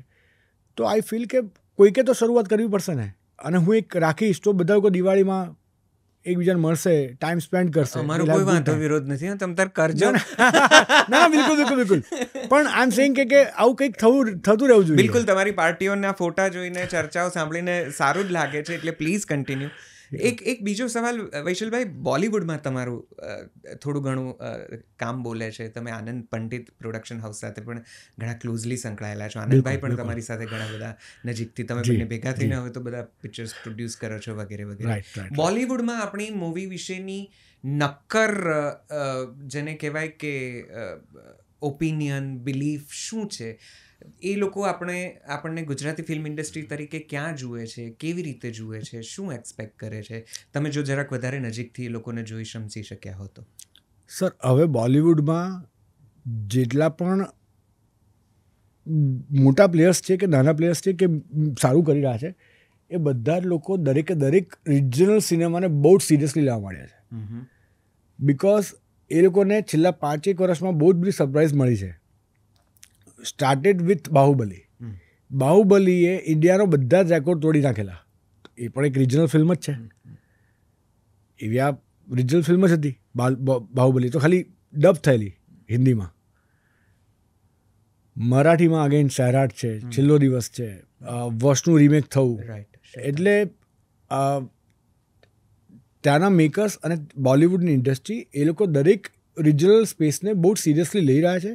And they are appreciating it. Particularly Gujarati મૂવીઝને, Gujarati સિનેમાને. હા, ગુજરાતી સિનેમાને પણ એ લોકો બહુ સિરિયસલી લઈ રહ્યા છે, દરેક રિજનલ સિનેમાને. ફક્ત મહિલાઓમાં આઈ રિમેમ્બર કે 12મી ઓગસ્ટે રક્ષાબંધન ફિલ્મ રિલીઝ થઈ હતી અક્ષય કુમારની, અને એ વખતે હી વોઝ હિયર. અને એના પછીના વીકમાં 19th ઓગસ્ટના ફક્ત મહિલાઓ ફિલ્મ રિલીઝ થઈ હતી. તો just એક thought આવ્યો કે યાર, he's here, let's meet him, let's wish him. Anand L રાયના પ્રોડક્શન એ પણ આવેલા, એટલે ડિરેક્ટર પણ અહીંયા હતા. Akshay Kumar was also here. Thought let's meet him. અને અમુક અમને મળ્યા, અડધો કલાક સુધી શાંતિથી વાત તો થઈ અક્ષય કુમારની સાથે, આનંદ એલ રાય સાથે. આનંદ એલ રાય મને એવું કીધું કે વૈષ્ણવ, મારે અહીંયા આવું છે, મારે અહીંયા બધું સમજવું છે, મારે ગુજરાત કેટલા વખતથી મારે વિઝિટ કરવું છે. Give me your number, I call you and you help me out, કે હું અહીંયાનું કલ્ચરને કેવી રીતે સમજી શકું. You take me around the city and make me understand the whole industry. Akshay કુમારે સાહેબ મને અડધો કલાકમાં ફાયરિંગવાળા ક્વેશ્ચન્સ કર્યા છે. વર્ષમાં કેટલી ફિલ્મ રિલીઝ થાય છે, ટોટલ સ્ક્રીન કેટલા છે, બોક્સ ઓફિસ કેટલું છે, કારણ કે તું બિઝનેસમેન છે પાક્કો. રાઈટ. એટલે he was very much interested to know what is happening with the industry. Right. એટલે સૂન કદાચ આપણે ત્યાં નેશનલ લેવલના પ્રોડક્શન હાઉસીસ પણ આપણે ત્યાં ઇન્વેસ્ટ કરતા હશે, કે કંઈક ફિલ્મો બનાવતા હશે. એ દિવસો દૂર નથી. અને જો અગર એ લોકો એ રિજનલમાં ઇન્ટરેસ્ટેડ હશે, સે ફોર એક્ઝામ્પલ, અગર અજય દેવગનને ખાલી બોલિવૂડ બનાવવું છે તો એ બોલિવૂડ બનાવશે. અગર એને બનાવવું છે ભાઈ ગુજરાતી, તો એ બની શકશે. કારણ કે હવે બધું બહુ ઓપન થઈ ગયું છે માર્કેટ. જેને પણ આવવું હોય, દે આર મોસ્ટ વેલકમ. તો જીઓ સ્ટુડિયોઝ એ લોકો મરાઠીમાં પણ એ લોકો સ્ટાર્ટ કરેલું, અને ગુજરાતીમાં પણ દે સ્ટાર્ટેડ. એ લોકો 2-3 ફિલ્મ કંઈક બનાવેલી. એટલે હવે તો મોટા પ્લેયર્સ બધા આવી રહ્યા છે અહીંયા. એબ્સોલ્યુટલી. તમે ફક્ત મહિલાઓ માટે એટલી બધી સુંદર મૂવી બનાવી, હવે ફક્ત પુરુષો માટે પણ બનાવી રહ્યા છે. આ ફ્રેન્ચાઇઝી છે? ના સર, આ ફ્રેન્ચાઇઝી નથી. અને આની સ્ટોરી બહુ અલગ છે, વાર્તા અલગ છે, બધા કેરેક્ટર્સ અલગ છે. પણ વાર્તા મને એટલી મજા પડે છે વાર્તામાં કે બધા પુરુષોએ ચોક્કસ જોવી જ જોઈએ. રાઈટ. ફિમેલે પણ જોવી જ જોઈએ, પણ પુરુષોએ ખાસ જોવી જોઈએ. અમને આ ફિલ્મનો ઇંતજાર રહેશે, અને એ ફિલ્મ જ્યારે તમે રિલીઝ કરો ને એનું માર્કેટિંગ અને પ્રમોશન પ્લાન કરો, ત્યારે પ્લીઝ તમારી ટીમ સાથે આવજો. 100% we love to come here. Yes. છેલ્લો સવાલ છે મારો, આના પછી આ સંવાદ પૂરો કરું છું. જી. આમ તો એ સવાલમાં બે સવાલો છે કે એક વૈશલભાઈની પોતાની જ સરસ મજાની એક પર્સનાલિટી છે, એક્ટિંગ વેક્ટિંગ નથી કરવી. અરે સાહેબ, કેમેરાની આગળ નથી ફાવતું, કેમેરાની આગળ બિલકુલ નથી ફાવતું. વૈશલ શાહ, કેમેરાની પાછળ બહુ જ બધી એક્સરસાઇઝ છે કરવા માટે, એટલે એમાંથી ટાઈમ પણ નથી મળતો. વૈશલ શાહ ફિલ્મ ડિરેક્ટ કરશે? સર, જે દિવસે એવી સમજણ પડવા માંડી મને કે yes I can direct A film, તો હું કદાચ ચાન્સ લઈશ ખરો. ચોક્કસ. અને આ છેલ્લો સવાલ, જી, છેલ્લે જોયેલી એક ગુજરાતી ફિલ્મ જે તમને બહુ જ ગમી હતી, છેલ્લે જોયેલી એક ગુજરાતી ફિલ્મ જે તમને બિલકુલ નથી ગમી? સર, જે બિલકુલ નથી ગમી એના પર મારે આપણે પણ યસ, જે ગમી હતી એ ફિલ્મની વાત કરું છું. છેલ્લે હમણાં રિસન્ટલી ગમેલી એ જગત છે, કે જગત હમણાં સિનેમામાં આવેલી, એક અલગ ડિફરન્ટ ઝોનરા કેડીના પ્રોડક્શનમાંથી ફિલ્મ બનેલી, અને આપણા સોસાયટીના રિફ્લેક્શનની વાત હતી એમાં પણ ક્યાંક, કે આપણી અરાઉન્ડમાં ક્યાંક આપણે કેવી સોસાયટીમાં રહીએ છીએ કે જ્યાં કદાચ આ પણ પોસિબલ છે. એક ચાઇલ્ડ મિસિંગ ઉપરની વાત હતી, અને ચાઇલ્ડ મિસિંગના કેસીસ બહુ જ વધારે છે. એક રિયાલિસ્ટિક અપ્રોચ સાથે એ લોકોએ ફિલ્મ બનાવેલી, એનું સિનેમેટોગ્રાફી, એમાં એક્ટર્સના પરફોર્મન્સીસ, એનું બેકગ્રાઉન્ડ મ્યુઝિક, એનું કમ્પ્લીટ પેકેજિંગ સાથે ફિલ્મ મને વધુ ગમેલી. ન ગમેલી નહીં કહો સર, એ અઘરું પડી જશે. ચલો, on that note, thank you very much. કેટલી બધી ઇન્સાઇટફુલ આ વાતચીત રહી છે વૈશલભાઈ. અમને ખૂબ આનંદ છે તમે અમારી સાથે જોડાયા છો, અને તમે કેટલીક એવી વાતો શેર કરી છે જે કદાચ પ્રોડ્યુસર્સના પોઈન્ટ ઓફ વ્યૂથી અમે ક્યારેય જાણી ન શક્યા હોય. Thank you very much. Thank you very much for entertaining us. ખૂબ બધી શુભકામનાઓ આવનારી મૂવીઝ માટે, પ્રોજેક્ટ્સ માટે. Thank you so much. Thank you. અત્યારે આટલું જ. ફરી જલ્દીથી મળીશું જલસો પોડકાસ્ટમાં. આવજો.